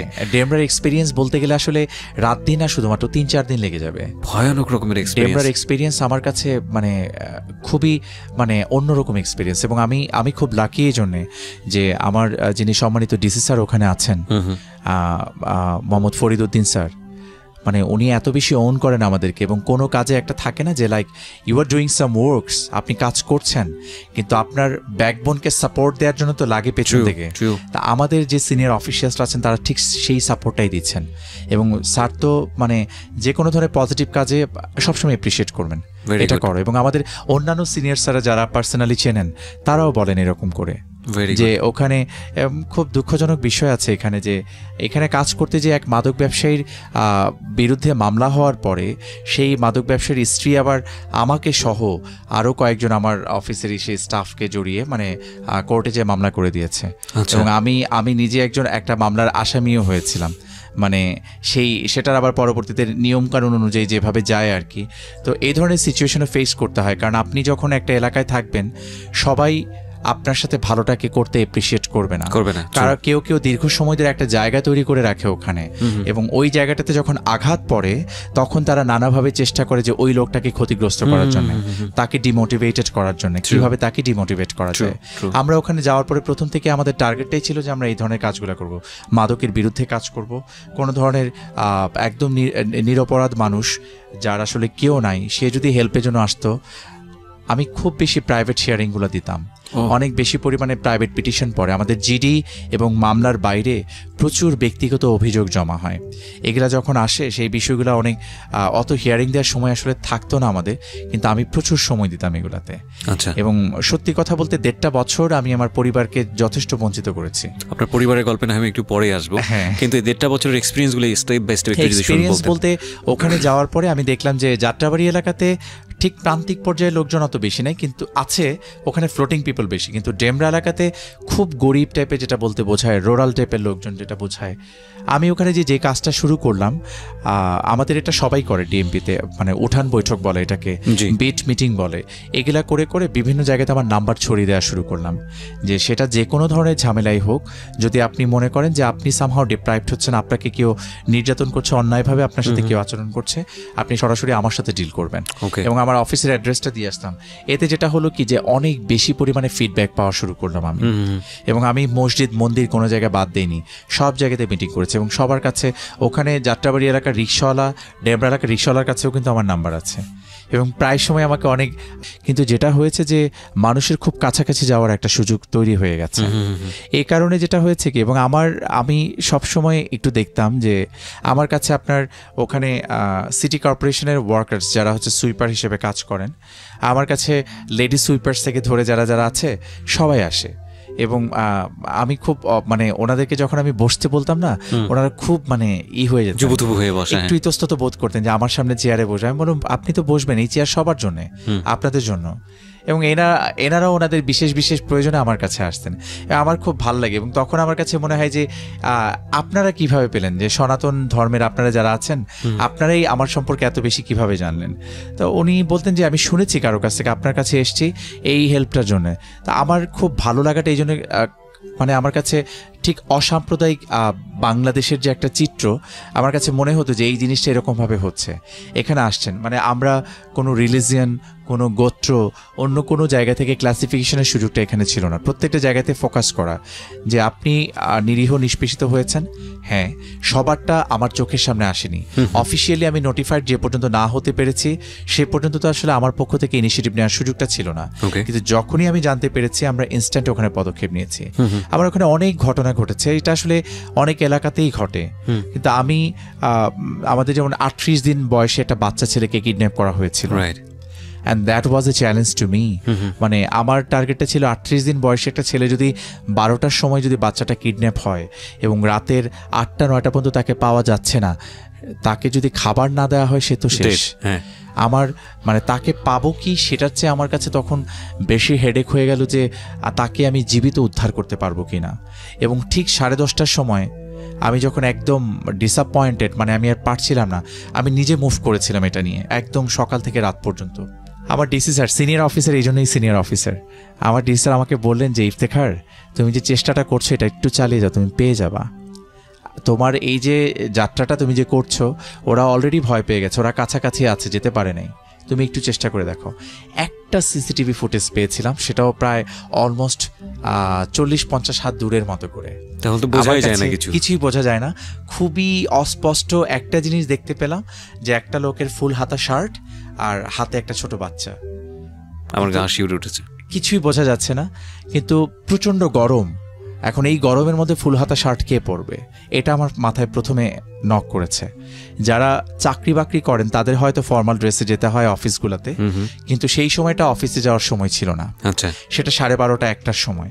তাহলে এমন একজন লোক, যে লোক আসলে চাকরি বাকরি হয়তো করেন না, কিন্তু মানে কে হতে পারেন কাছাকাছি। তারপরে ও বাচ্চার মায়ের সাথে কথা বললাম, বাচ্চাটার নাম ছিল পিয়াস। ওর মায়ের সাথে কথা বলার পর উনিই বললো যে আমার সন্দেহ আছে। উনি সন্দেহ অনুযায়ী এইভাবে নাম বললো। তা আমার টার্গেট ছিল ওনার সাসপেক্ট যে ব্যক্তি, সে আসলে ফুল হাতা এসে আছে কিনা। আমার প্রথম এটা ছিল যে আমি ওটাকে ক্রস চেক করতে চেয়েছিলাম। প্রথমবার যখন আসলো ওনার সাসপেক্টেড ব্যক্তি, ফুল হাতা একটা পোশাক পরা, কিন্তু সেটা শার্ট ছিল না, আমাকে একটু কনফিউজ করে দিল। তারপরে আমার কাছে মনে হয় কোনোভাবেই স্বীকার করছে না, অনেকক্ষণ ধরে কথা বলছি। একটা সার্টেন টাইম পরে এসে দেন আমি ওকে ছেড়ে দেই।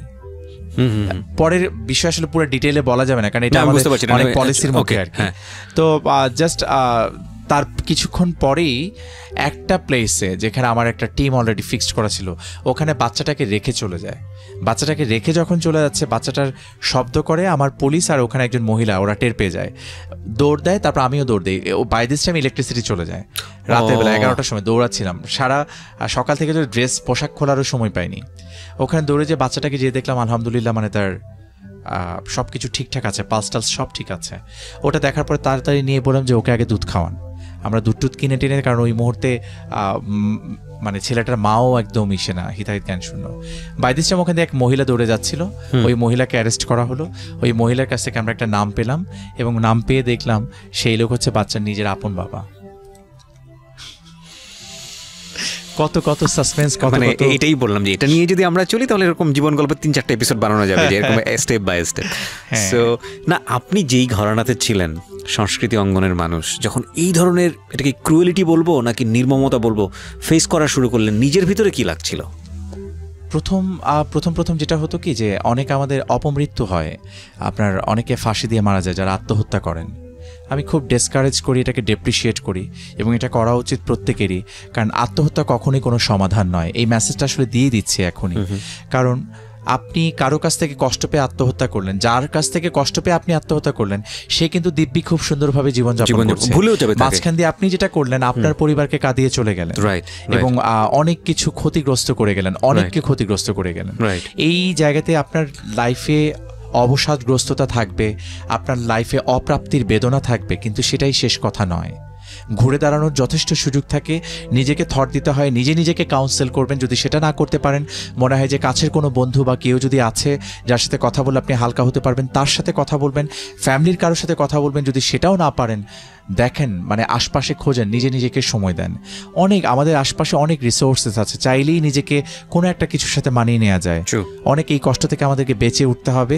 তো এই ধরনের আত্মঘাতী সিদ্ধান্তে যেন কেউ না যায়। যেটা দেখতাম যে এগুলা যখন প্রথম দেখতাম খারাপ লাগতো, মানে কেমন যেন like I can take it. এখন আমার যাত্রাবাড়ি এলাকাতে প্রায় আত্মহত্যার ঘটনা যদি আমি বলি, মাসে প্রায় কম করে 8-10টা থাকে। তো এগুলা দেখতে একটা সময় পরে এমনও কাটা লাশ, আপনার হাত পা কাটা, সুটকেসের মধ্যে ভরে রেখে চলে গেছে, এগুলো দেখতে হয়েছে। এগুলা দেখার পরে আবার ওই আসামিকে ধরার জন্য দিনের পর দিন কাজ করেছি আমরা। ছোট বাচ্চা মেয়েকে হয়তো বাচ্চা মেয়ের সাথে নোংরামি করে তারপর হয়তো তাকে মেরে ফেলা। এরকম একটা কেস ডিল করলেন তো আপনারা কিছুদিন আগে, জারিয়া ও নাম, জারিয়া। এটার আসামি ধরেছিলাম আমি 22 ঘন্টায়, আর ওকে 22 ঘন্টার মধ্যে অ্যারেস্ট করেছিলাম। মানে কি নন স্টপ 22 ঘন্টা আপনি এর পেছনে লেগেছিলেন? নন স্টপ, অনওয়ার্ডস, কোনো ব্রেক দেওয়ার সুযোগ থাকে না। আপনি ব্রেক দিলে হবে কি, কারণ এই সকল ঘটনাগুলো এমন, মার্ডার বলেন, আপনি দস্যুতা বলেন, ডাকাতি বলেন, তারপরে হচ্ছে আপনার রেপ বলেন, এই ধরনের অফেন্সগুলোতে আপনি যদি ইনস্ট্যান্ট কাজ করেন, তাহলে যেটা হবে যে খুব তাড়াতাড়ি এটার ফলাফলটা পাওয়া যায়। হ্যাঁ, আর একটু ডিলে হয়ে গেলে, কিছু কারণে কখনো টেকনিক্যাল কারণে ডিলে করতে হয়, সেটা তদন্তকারী কর্মকর্তা ভালো বুঝবে, আর পাশাপাশি তাকে সুপারভাইজ যারা করবেন তারা ভালো বুঝবেন। কিন্তু পারতপক্ষে এই সকল বিষয়গুলোতে এই পদ্ধতিতে অ্যাপ্লাই করতে হয়। এটা করলে তাড়াতাড়ি করলে হয় কি যে ফিডব্যাকটা তাড়াতাড়ি আসে। তো খুব দ্রুততার সাথে ওকে আমরা ধরলাম। তারপর আমাদের আরেকটা ক্লুলেস মার্ডার ছিল, এক লোককে মেরে তার গলার ভিতরে গামছা, তারপর হচ্ছে আপনার গেঞ্জি টেঞ্জি ভরে দিয়ে চলে গিয়েছিল। এটার ক্ষেত্রে আমার সিনিয়র স্যারদের কন্ট্রিবিউশন ছিল ভালো, এবং আমরা আসামি ধরার জন্য খুব লেগেছিলাম। এবং এই জন্য একটা বিষয় সবসময় আমরা অ্যাপ্রিসিয়েট করি যে আমাদের থানা এলাকাতে আমরা বলি, আশেপাশে যাদের দোকান টোকান অনেক কিছু আছে তাদেরকে বলি যে সিসিটিভিটা আপনারা রাখবেন, দিস ইজ ইম্পর্টেন্ট। কারণ এটা হলে হয় কি যে একটা প্রমাণ থেকে যায়। কারণ পুলিশ কিন্তু কোনো দৈব শক্তি নিয়ে কাজ করে না, তারা আশপাশ থেকে প্রমাণ, এভিডেন্স, ফিজিক্যাল এভিডেন্স, এগুলোর উপর ভিত্তি করেই কাজ করে। তো এই জিনিসগুলো অনেক হেল্পিং এলিমেন্ট হিসেবে তখন আসে, অ্যান্ড দ্যাট হেল্পস। ওয়াও, আমার কাছে অবাক লাগছে যে মানে কোথাকার এক শিশু ছোটবেলায় সে ক্লাস ক্যাপ্টেন হতো, সে চলে গেল এখন মার্ডার তাকে ধরার জন্য, এবং 22 ঘন্টায় সে সেটা করে ফেলছে। আমি এই জায়গাগুলোতেই একটু থাকতে একটু পরিবারের দিকে যেতে চাই, কারণ আমি জানি যে আপনার একটা ছোট্ট মেয়ে আছে এবং যাকে আপনি জান প্রাণ উজাড় করে ভালোবাসেন। উনি আমার ফেসবুক আইডিতে আছে, যে কারণে ওনার অনেক খবরাখবরি আমি জানি। And she is so cute, মাশাআল্লাহ। আমার নিজেরও একটা মেয়ে আছে। সো বুঝি আসলে মেয়ে তার বাবার কাছে আসলে কি। কিন্তু তারও আগে তো সংসার জীবনের গল্প আসবে। মানে ভাবির ব্যাপারটা আসলে কি ছিল? এটা কি প্রেম করে নাকি? না, আমার আসলে হয়েছে কি অ্যারেঞ্জ ম্যারেজ, একদম being very honest and frankly I am saying. আমি মা আমাকে বলেছিলেন যে আমি খুব মা ভক্ত একজন ছেলে, মানে মাকে অন্ধের মতো ভালোবাসতাম। আমার বাবা মারা যাওয়ার পর আমি অনেক কষ্ট পেয়েছি, আমি কান্নাকাটিও করেছি। কিন্তু বাবা মারা যাওয়ার পরে থাকে না যে একটা সার্টেনের পরে সৃষ্টিকর্তাই আপনাকে একটা ক্ষমতা দিয়ে দেন, আপনি এটাকে সহনীয় হয়ে যায় আপনার জন্য। মা মারা যাওয়ার প্রায় অলমোস্ট 40 দিন আমি ঠিকমতো ঘুমাতে পারি নাই, এবং আমি ঘুমে কাঁদতাম। তখন আমার মিসেস আমাকে ঘুম থেকে উঠাতো। আমি যদি একজন মানুষের কন্ট্রিবিউশন চিন্তা করতে, যে একজন, অনেকের আছে জীবনে, সেটা আমার মা। জি। তো মা যেটা করলেন, মা আমাকে একটা কথা বললেন। আমাকে কিন্তু ক্লাস 3-তে মা একবার বলেছিলেন, তুমি কিন্তু কখনো সিগারেট খেও না। আচ্ছা। আমি কিন্তু মাকে ছুঁয়ে প্রমিস করেছিলাম যে আমি কখনো সিগারেট খাবো না। আমি কিন্তু অন টেস্টের জন্য একবার একটা টান দিয়ে দেখিনি, কখনো না। Very good. এটা দিয়ে বলছি না যে like I don't do that, it doesn't mean actually যে খুব মানে সুপার ন্যাচারাল টাইপের কিছু হয়ে গেছে, not that. You keep to your promise. তারপর যেটা হচ্ছে, মা বললো যে আমি তুমি যে মেয়েটাকে বিয়ে করবা সেই মেয়েটাকে আমি পছন্দ করতে চাই। তা আমি তখন বললাম যে হ্যাঁ, এটা হতে পারে, কিন্তু আপনি পছন্দ করার পরে সেটা আবার আমারও পছন্দ হতে হবে। শর্ত প্রযোজ্য। হ্যাঁ, শর্ত প্রযোজ্য। তখন মা বলল আচ্ছা ঠিক আছে। দেন হচ্ছে আমার মিসেসের জায়গা থেকে এসে হলো, মানে ওদের ফ্যামিলি থেকে মেনলি আমার ভাইয়া প্রপোজাল পাঠিয়েছিল। তা আমাদের দুজনের বাড়ি নারায়ণগঞ্জ, ওখান থেকে দেখতে আসা। আর দেখতে আসার ঠিক আমরা দুজনকে কখনোই দেখি নাই আগে। নারায়ণগঞ্জে বাড়ি হওয়ার পরে আমরা কেউ কাউকে চিনতাম না। সেদিনই দেখা, এবং দেখার পরে আমাদের মনে হয়েছে যে যেটা পরবর্তীতে কথা বলে আমরা বুঝতে পেরেছি, আমি 10 মিনিটের মধ্যে আমি ডিসাইড করে ফেলেছিলাম যে আমি এখানে বিয়ে করব। বাহ। ঠিক একইভাবে অ্যাট দ্য সেম টাইম আমার মিসেসও সেই ডিসিশনটা ওখানে নিয়ে ফেলেছে। সেও 10 মিনিটের মধ্যে নিয়েছে। 10 মিনিটটাই হয়তো একটু বেশি লেগেছে কিনা, আমার মনে হয় যে মেয়ের একটু বেশি সময় নেয়। ওকে। তো তখন ওখান থেকে বিয়েটা এসে হলো আর ঠিক হলো। তারপর আমরা বাই দিস টাইম নিজেরা একটু ওভার ফোনে কথা বলেছি, কথা বলে একটু জেনে নেয়া নিজেদেরকে, জেনে নেওয়ার জায়গা থেকে তখন আমার মনে হলো যে we could be the right persons and right people for each other. সেই জায়গা থেকে ফ্যামিলির ডিসিশনও ছিল, আমাদের ডিসিশন ছিল, তারপর বিয়েটা আলহামদুলিল্লাহ হয়ে গেল। বাহ, এই যুগে এরকম ছেলে কিন্তু পাওয়া খুবই মুশকিল, একদম বাংলা সিনেমাতে যেটা দেখা যায়। আছে অনেক আছে, সবাইকে আমরা দেখতে পাই না, সবাই হ্যাপি। আপনাদের ছবিগুলো দেখি তো, মানে আমি আসলে ফেসবুকের এই চিত্রটাকে চূড়ান্ত চিত্র মনে করি না। আমার ডাউট আছে। আমি আমার পার্সোনাল লাইফে আলহামদুলিল্লাহ আমি অনেক হ্যাপি আছি। আর আমার হচ্ছে যে আমাদের পুলিশের বউদেরকে অনেক আন্ডারস্ট্যান্ডিং হতে হয়। আমার মিসেস খুব আন্ডারস্ট্যান্ডিং, এবং এই সাপোর্টটা না থাকলে হয় কি কাজ করাটা আমাদের জন্য টাফ হয়ে যায়। কারণ আমি 21 তারিখে জয়েন করি আমার অফিসে, 20 তারিখে আমার মেয়েটা হয়, আমি কিন্তু সময়ও দিতে পারিনি সেভাবে। এবং আমার এই যে মেয়েটার গ্রো আপ, সে যে বড় হয়ে আসছে, এই সময়টা তো আমি আসলে আর পাবো না। আমি মেয়েটাকে কিন্তু ঠিক অত সময় দিতে পারি না। রাতে আমার মেয়েটা খুব অপেক্ষায় থাকে, কলিং বেলটা যখন বেজে ওঠে, সে এখন একটু দৌড়াতে শিখেছে, মানে হাঁটে আর কি, হাঁটা দ্রুত লয়ে হাঁটে। সে বাবা বাবা বলতে বলতে দরজার দিকে এগিয়ে যায়, এবং আমাকে দেখলে যখন আমি বাইরে থেকে এসে ডাস্ট সহ বাচ্চাকে ধরতে চাই না, একটু পরিষ্কার হতে চাই, কিন্তু আমাকে পরিষ্কার হওয়ার সময় দেয় না।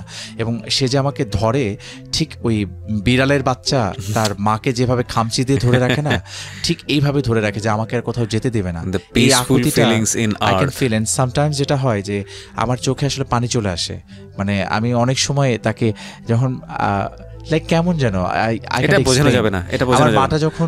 আমার মা যখন মারা গেলেন, এবং আমার মিসেস যখন সে কনসিভ করেছে, এবং কয়েক মাস যখন হয়ে যায়, আমার মা তখন আমার মিসেসকে একটু আদর করতো, দোয়া দিয়ে ফু দিয়ে দিতেন। কিন্তু তখন আমি মাকে বলেছিলাম, মা আপনি তো বাচ্চা বেশিক্ষণ কোলে রাখতে পারেন না। মা তখন বললো কি যে তোমার বাচ্চাটাকে আমি কোলে রাখবো, ডোন্ট ওয়ারি। মারও সুইটিং হতো, তো মা খুব বেশিক্ষণ রাখতেন না। তো বাচ্চাটাকে তো আর মা দেখে যেতে পারেনি। আমার মা 2016 জুলাইয়ের 22 তারিখে মারা যান। শুক্রবার ছিল সেদিন, এবং খুব বৃষ্টি হচ্ছিল। এনিওয়ে ডিফারেন্ট, আমি ডিস্ট্র্যাক্ট হয়ে যাচ্ছি। পরে যখন আমার মেয়েটা আসলো না, আমার মেয়েটা আমার সামনে দিয়ে যখন নিয়ে যাচ্ছে ডাক্তাররা, আমার চোখ দিয়ে টপ টপ করে পানি পড়ছে। এবং আমি এক হুজুরের সাথে কথা বললাম, হুজুর বলল যে ছেলে বাচ্চাদের জন্য আজান দিতে হয়, মেয়ে বাচ্চাদের জন্য দিতে হয় না। আমি বললাম আমি এগুলা মানি না, আমি আমার মেয়ে বাচ্চার কানেও আজান দিব। আজান দিলে কি কোনো সমস্যা আছে? বললো কি নাই। আমি বললাম তাহলে আমি আজান দিব। এর ক্ষেত্রে আসলে খুব বেশি ক্লাসিফিকেশন করি না যে এটা অফিসার ইনচার্জের কাজ, এটা ইন্সপেক্টরের কাজ, এটা সাব ইন্সপেক্টরের কাজ, আমি এভাবে দেখি না। আমার কাছে মনে হয় যে কাজটা ঠিক আছে, এটা করে ফেলতে হবে। আর আমি কাজ জমিয়ে রাখতে পছন্দ করি না। আমার কথা হচ্ছে তোমার কাছে কাজ আসছে, তুমি এটাকে শেষ করো, ওটাকে শেষ করে তারপর তুমি আরাম করো। মানে এই পলিসিটা, এটা আমার একটা পলিসি, আমি সবসময় এটাকে মেনটেন করি। করে তারপর আরাম করে বসে থাকো, ওই যে শেষ মুহূর্ত পর্যন্ত ঝুলাতে ঝুলাতে নিয়ে আসাটা, এটা আমার পছন্দ না।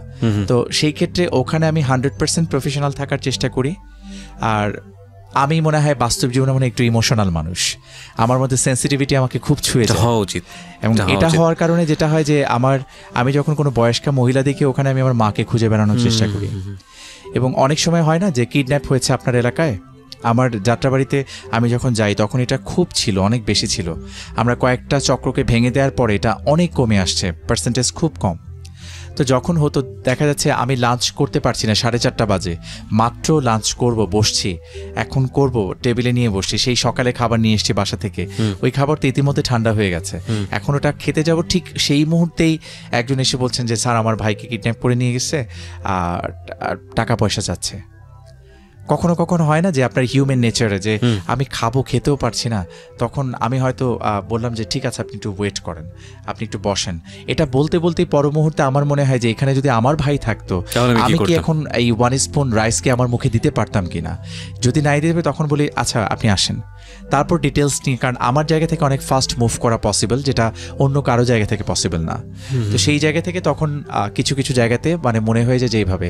তো যখনই অন্য কোনো পরিবারকে দেখি, এটা এমন না যে বাড়িয়ে বলার জন্য বা কিছু বলার জন্য বলছি, আমি সেটাকে পার্সোনালি ফিল করি, এবং ফিল করি বিধায় মানে সৃষ্টিকর্তা সাক্ষী আমার মনটা হয়তো তিনি পড়তে পারেন, তিনি জানবেন। আমি ঠিক সেইভাবেই দেখি, এবং দেখার সাথে সাথে যখন মেয়ে আসলে বোন, ভাই, ছেলে আসলে ভাইয়ের মতো, এরকম করে করে দেখে দেখে আবার অনেক উল্টাপাল্টা টাইপের লোকজনও আমাদের কাছে আসেন। তার সাথে আবার যেই কঠোরতা দেখানো দরকার হয় সেটা আমি সেই সময় আবার দেখাই, কোনো পরিমাণ ছাড় আমি ওখানে দিই না। তো এই ক্ষেত্রে মানে আমার কিন্তু যাত্রাবাড়িতে একটা এই কাজটা আসলে আপনি লিগ্যাল পার্সপেক্টিভ থেকে খুব বেশি গুরুত্ববহ কিনা আমি জানি না, কিন্তু আমার স্যাটিসফ্যাকশনের জায়গা থেকে এটা অনেক ঊর্ধ্বে আমার কাছে মনে হয়। আমি এই পর্যন্ত 40 থেকে 45 জন নিখোঁজ ব্যক্তিকে তাদের পরিবারের কাছে হ্যান্ড ওভার করেছি এই যাত্রাবাড়িতে এই 1.5 বছর সময়ে। এখানে মানসিক ভারসাম্যহীন লোক ছিল, আর রোহিঙ্গা নারী ছিলেন যিনি একদমই প্রতিবন্ধী ছিলেন, তার সাথে কথা বলে অং সান সুকির ছবি দেখিয়ে, মায়ানমারের আর্মিদের ছবি দেখিয়ে মানে পরিচয় বের করা, কিভাবে এসছে, সাঁতার কেটে এসছে কিনা সেটা আবার সাঁতারের ভঙ্গি করে দেখিয়ে, এবং সে লিখতে পারে কিনা তার কাছে কাগজ কলম দিয়ে অনেক পলিসি করে এই জিনিসগুলোকে বের হতে হয়। এবং আমিও যে ছোটবেলায় যে বাচ্চাদের সর্দার ছিলাম, এটা আমার এখানে বাচ্চাদের সাথে খুব কাজে দেয়। একটা ট্রমাটাইজড বেবি যখন আমার কাছে আসে, আমার কাছে মনে হয় না যে ওর মা বাবার কাছেও ঠিক এতটা সেফ ফিল করে যতটা আমার কাছে করে। কারণ আমার রুমে আসলে আপনি দেখতে পাবেন আমার এখানে 2 বক্স চকলেট থাকে। এই চকলেটসগুলো অলওয়েজ আমি বাচ্চাদের জন্য রাখি। বাচ্চা যাই হোক, চকলেট সে ভালোবাসে। আমি একটা বাচ্চা ধরেন হারিয়ে গেছে, কাঁদতেছে, হাউমাউ করে কাঁদতেছে, ও আসার সাথে সাথে আমি চকলেটগুলো এইভাবে যখন ধরি, ও কাঁদতেছে, কাদার মাঝখান থেকে চকলেটগুলো নিচ্ছে, নিয়ে আবার পকেটে ঢোকাচ্ছে।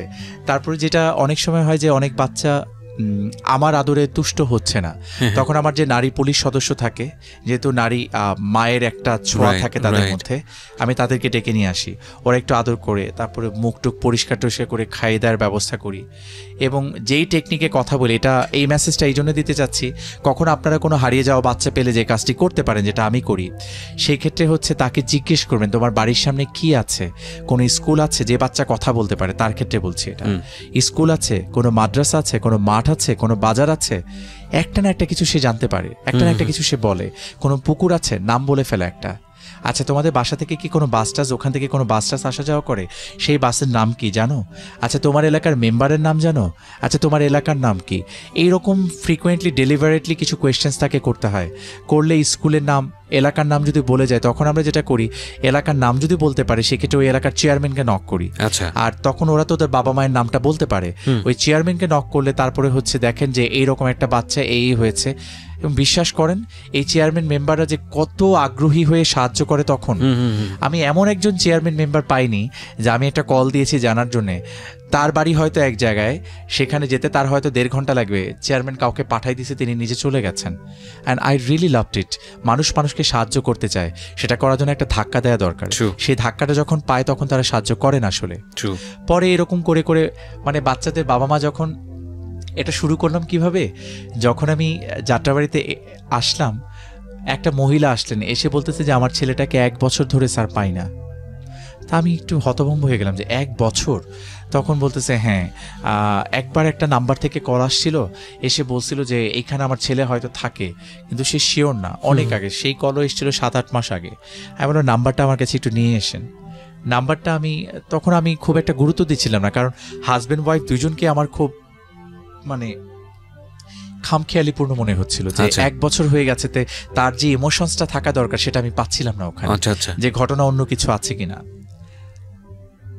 কিউরিয়াস মাইন্ড আমাদের থাকতে হয় আসলে, যেহেতু ইনভেস্টিগেটর বা এই রিলেটেড কাজগুলো পুলিশরাই করেন, এই বিষয়টা থাকতে হয়। ওই মহিলাটা পরের দিন আমার কাছে একা আসলেন। উনি এসে ঠিক ওনার চোখ দিয়ে মনে হলো যে মুক্তার মতো করে পানিগুলা গোল গোল হয়ে পড়ছিল। এটা দেখে আমি আর ঠিক থাকতে পারিনি। আমার কাছে মনে হয়েছে at any cost I have to rescue this বয়। এবং আমি ওই নাম্বারটা দিয়ে ব্যবস্থা করলাম। নাম্বারটা দিয়ে দেখতে পেলাম যে ছেলেটা যশোরের বেজপাড়াতে অবস্থান করছিল। ওকে। তখন আমাকে আবার, আমি ওই মুহূর্তে আমার এক ব্যাচমেট ছিল ওখানে, সেও দূরে ছিল, সে কোঅপারেট করতে পারছিল না, এক সাংবাদিক ভাই, তার সাথে আমার মাত্র 3-4 দিন আগে পরিচয় হয়েছে। উনি আমাকে বলল, ভাই আমার বাসা হচ্ছে যশোরে, আপনি বললে আমি হেল্প করব। দেখেন, একটা হেল্প করার একটা মানসিকতা এক জায়গা থেকে শুরু হলে সবাই কিন্তু আসে। এবং এই সাংবাদিক ভাইকে আমি আসলে হার্টফেল থ্যাঙ্কস জানাই যে ওই মুহূর্তে উনি অনেক বড় একটা কাজ করেছেন। এবং উনি তখন নিজেই চলে গেলেন, নিজে চলে যেয়ে আমি যে জায়গাতে বললাম ওখান থেকে যে ওই বাচ্চাটাকে পেলেন। এবং 1 বছর পরে তো আমার অফিসে বাইরে থেকে কোনো কিছু নিয়ে আসা নিষেধ। অনেকে অনেক কিছু নিয়ে আসতে চায়, ফলটল নিয়ে আসতে চায়, মিষ্টি নিয়ে আসতে চায়, তা আমি এটাকে কমপ্লিটলি ডিসকারেজ করি আমার অফিসে। তো ওই ভদ্রলোক, শীতের দিন ছিল তখন, বাচ্চাটাকে যখন পেল তো এসে সারাক্ষণ আমার হাতটা তার বুকের মধ্যে ধরে রাখছিল আর হাওমাও করে কাঁদতেছিল আর কি। তো কান্নার পরে আমি আর জানি না, দেখলাম যে তার ছেলের হাতে পেছনে 2টা মিষ্টির প্যাকেট। তা আমি বললাম যে আপনার ছেলেকে আপনি পেয়েছেন, আমি অনেক খুশি হয়েছি, কিন্তু এটা লাগবে না এখানে। তখন ওই হাতটা বুকের মধ্যে রেখে বলল যে আপনি যদি এখান থেকে একটা মিষ্টিও না খান আমার আত্মাটা শান্তি পাবে না। তখন আমার কাছে মনে হয়েছে হ্যাঁ, we should pick this sweets. And আমি তখন আমার পুরো অফিসের মধ্যে স্টাফদের মধ্যে সেই মিষ্টিটা বিতরণ করি এবং আমি একটার বদলে 2টা মিষ্টি খেয়েছিলাম। আমার না শুনে শুনে অনেক লোভ হচ্ছে এই কারণে যে মানুষ তো ধরেন একটা মানুষ রিওয়ার্ডেড হওয়ার জন্য তার একটা ক্ষেত্র লাগবে, ক্ষেত্রে তার পারফরমেন্স লাগবে। আপনারা সেই ক্ষেত্রটা পেয়েছেন, মানে যদি কাজটা করতে পারেন মানুষের ভালোবাসা, এই লাভটা আপনি কোথায় পাবেন? মানে বেঁচে থাকা অবস্থায় তো সম্ভব না, একমাত্র ডাক্তার হলে সেটা অন্য জিনিস, মৃত্যুর কাছ থেকে টেনে হেঁচড়ে ফিরে নিয়ে আসতেছে সেই জায়গাটা, আর পুলিশের জায়গাটা যেটা পুরোপুরি মিসিং, সেই জায়গাটাকে সে রিবিল্ড করতেছে। আসলে আমাদের দেশে কিছু পুলিশ অফিসার আছেন যারা সত্যি সত্যি রোল মডেল হবার মতো, এবং তাদেরকে আমরা বেশি বেশি করে ফোকাস করতে চাই। এবং আমি খুবই অনার ফিল করছি, টু বি অনেস্ট ভাই, যে আপনি আমার এই অনুষ্ঠানে আসছেন। হ্যাঁ, এবং লাখ লাখ মানুষ আপনাকে শুনছে। আমাদের এই অনুষ্ঠানটা ইউটিউবে থেকে যাবে, এটা আপনার বয়স বেড়ে যাবে কিন্তু অনুষ্ঠানের বয়স কখনো বাড়বে না, এটা থেকে যাবে। এবং আপনি মাঝে মাঝে নস্টালজিয়া যখন হতে যাবেন, আপনি অনুষ্ঠান ডাউনলোড করে শুনতে পারবেন ইউটিউব থেকে। এটা একটা ভালো লাগার বিষয় কেন হিসেবে থাকবে এটা বলি, আমার জন্য কেন ভালো লাগার থাকবে, কারণ আমি ব্যক্তিটা 5 বছর 5 মাস চাকরির পরে কি কথা বললাম, আর আমি ব্যক্তিটা 25 বছর পরে এরকম থাকলাম কিনা, অডিয়েন্সের কিন্তু সেটাও কিন্তু যাচাই করার একটা সুযোগ থাকবে। কারণ আজকে আমাকে নিয়ে সিদ্ধান্ত নেওয়ার মতো জায়গা আসলে তৈরি হয়নি এখনো, কারণ চাকরিটার আমি একদমই ইনিশিয়াল স্টেজের ইনিশিয়াল পর্যায়ে আছি। But you got a lot of popularity, মাশাআল্লাহ। এটা হতে পারে যে আগে থেকে আমি ডিবেট করতাম, আমার একটা ওইখানে একটা ঘরানার লোকজন আছে, আবৃত্তি করতাম সেখানে একটা লোকজন আছে, আর মানুষের জন্য তখন স্টুডেন্ট থাকা অবস্থায় কিছু কাজ করতাম, এবং আমার বাবা মাও করতেন সত্যি কথা বলতে, যেটা যে এটা আমার মধ্যে আকাশ থেকে এসে পড়েনি, আমি ওটা দেখেছি, আমার দাদিকে আমার করতে দেখেছি, এটা আমার বাবা মাকে করতে দেখেছি। ওটা হয়তো যে পারিবারিক একটা জায়গা থেকে আমার মধ্যে এসে ভর করেছে ব্যাপারটা। হয়তো তারা আমার মতো সুযোগ পেলে তারা আমার চেয়ে আরও বেশি হয়তো করতেন, বা আরও অনেকে হয়তো করেন, যেটা হচ্ছে পাত প্রদীপের আলোয় আসলে সবসময় আসেন না, মানে এই বিষয়গুলোকে তুলে আনা হয় না, বা তারা হয়তো সোশ্যাল মিডিয়াতে অ্যাক্টিভ না, তাদের জিনিসগুলো দেখা যায় না আমাদের। এবং ট্রাস্ট মি, যে আপনি যে পারসেপশনের কথা বললেন, ইটস বিং চেঞ্জড। ইয়াং জেনারেশনসের এত অফিসার, ইভেন আমাদের এখন যে আমাদের যে স্যারদেরকে আমরা এসপি স্যার হিসেবে যাদেরকে পাচ্ছি, বা তাদেরও সিনিয়র যারা আছেন, এত বেশি ফ্রেন্ডলি, এত বেশি ফ্লেক্সিবিলিটি এখন সব জায়গাতে, এত ইজিলি আমরা কথা বলতে পারছি, যে আগে কিন্তু একজন ডিআইজি স্যারের কাছে যাওয়ার কথা আমরা চিন্তাও করতে পারতাম না আগের সিচুয়েশন। তখন হয়তো সেটা সেরকম পরিস্থিতিই ছিল, কারণ নিচের অফিসারে অনেক কিছু করে ফেলতে পারতেন। এখন কিন্তু আমরা একটা সমস্যা নিয়ে DIG sir, additional DIG sir, তারপর হচ্ছে additional IG sir, even sometimes আমরা আইজি স্যারের কাছে, কমিশনার স্যারদের কাছে চলে যেতে পারি। মানে এই যে একটা সুযোগ তৈরি হওয়া, এবং এটা শুধুমাত্র আমাদের জন্য না, স্যারদের কাছে কিন্তু সবাই চলে যেতে পারে। এবং সিনিয়র স্যার থেকে ধরে প্রত্যেকের নাম্বার কিন্তু এখন আপনার সোশ্যাল মিডিয়া বলেন আর ইন্টারনেটে বলেন, সব জায়গাতে ছড়িয়ে দেওয়া আছে, আপনি চাইলে ইজিলি কন্ট্যাক্ট করতে পারছেন। তো এই ব্যাপারগুলো আমি বলি যে এগুলো চেঞ্জেসের একটা ইস্যু, কারণ দীর্ঘ সময়ে চলে আসা একটা প্রক্রিয়া, আপনি ধরেন যেভাবে আপনি দেখে আসছেন সেই পারসেপশন হঠাৎ করে আমি দূর করে ফেলতে পারবো না। আর আরেকটা বিষয় হচ্ছে, সেবা খাত দিয়ে আপনি কখনোই পাবলিক বলেন আর যাকেই বলেন, কাউকে 100% স্যাটিসফাই কখনোই করতে পারবেন না। রাইট। এবং আমরা বিশ্বাস করি, আমরা খুব অনার ফিল করবো আজকে ইফতেখারুল ভাইকে দিয়ে শুরু করেছি। আপনার ডেজিগনেশনটা যদি একটু বলতেন। আমি সিনিয়র সহকারী পুলিশ কমিশনার, ডেমরা জোনের দায়িত্বে আছি। আমরা তাকে দিয়ে শুরু করেছি, এবং আমরা প্রত্যাশা করব, আমরা আশা করব যে আমাদের এই অনুষ্ঠানে সরকারি কর্মকর্তা যারা আছেন, পুলিশ অফিসার যারা আছেন, যারা ভালো কাজ করছেন, তাদেরকে আমরা নিয়ে আসতে পারলে আমরা অনার ফিল করবো। আমরা সেই চেষ্টা অব্যাহত রাখবো। আপনার অনেক প্রতিভা আছে আমি জানি, কিন্তু আমাদের অনুষ্ঠানটা আসলে জীবন গল্প ভিত্তিক। আমি বলেছিলাম আপনাকে, সে অর্থে গল্পটাই বেশি হয়েছে। কিন্তু আমরা শেষের দিকে এসে একটা কবিতা শুনতে চাই, একটা গান শুনতে চাই আপনার কাছে।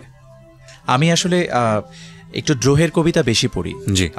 বিদ্রোহের কবিতাগুলা, বিদ্রোহী যে কবিতা, বিদ্রোহী টাইপের দ্রোহ থাকে, যেখানে রুদ্র রসের ব্যাপার থাকে, ওই কবিতাগুলো আমার বেশি পড়া হয়।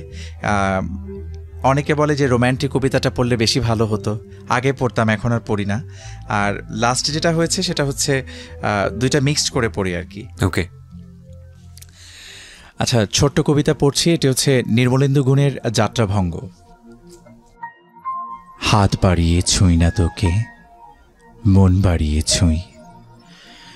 দুইকে আমি এক করি না, এককে করি দুই। হেমের মাঝে শুই না যবে, প্রেমের মাঝে শুই। তুই কেমন করে যাবি? পা বাড়ালেই পায়ের ছায়া, আমাকে তুই পাবি, তবুও তুই পাবি। তবুও তুই বলিস যদি যাই, দেখবি তোর সম্মুখে পথ নাই। তখন আমি একটু ছুঁব, হাত বাড়িয়ে জড়াবো তোর বিদায় দুটি পায়ে। তুই উঠবি আমার নায়ে, আমার বৈতরণী নায়ে। নায়ের মাঝে বসবো বটে, নায়ের মাঝে শোব। হাত দিয়ে তো ছোব না মুখ, দুঃখ দিয়ে ছোব। তুই কেমন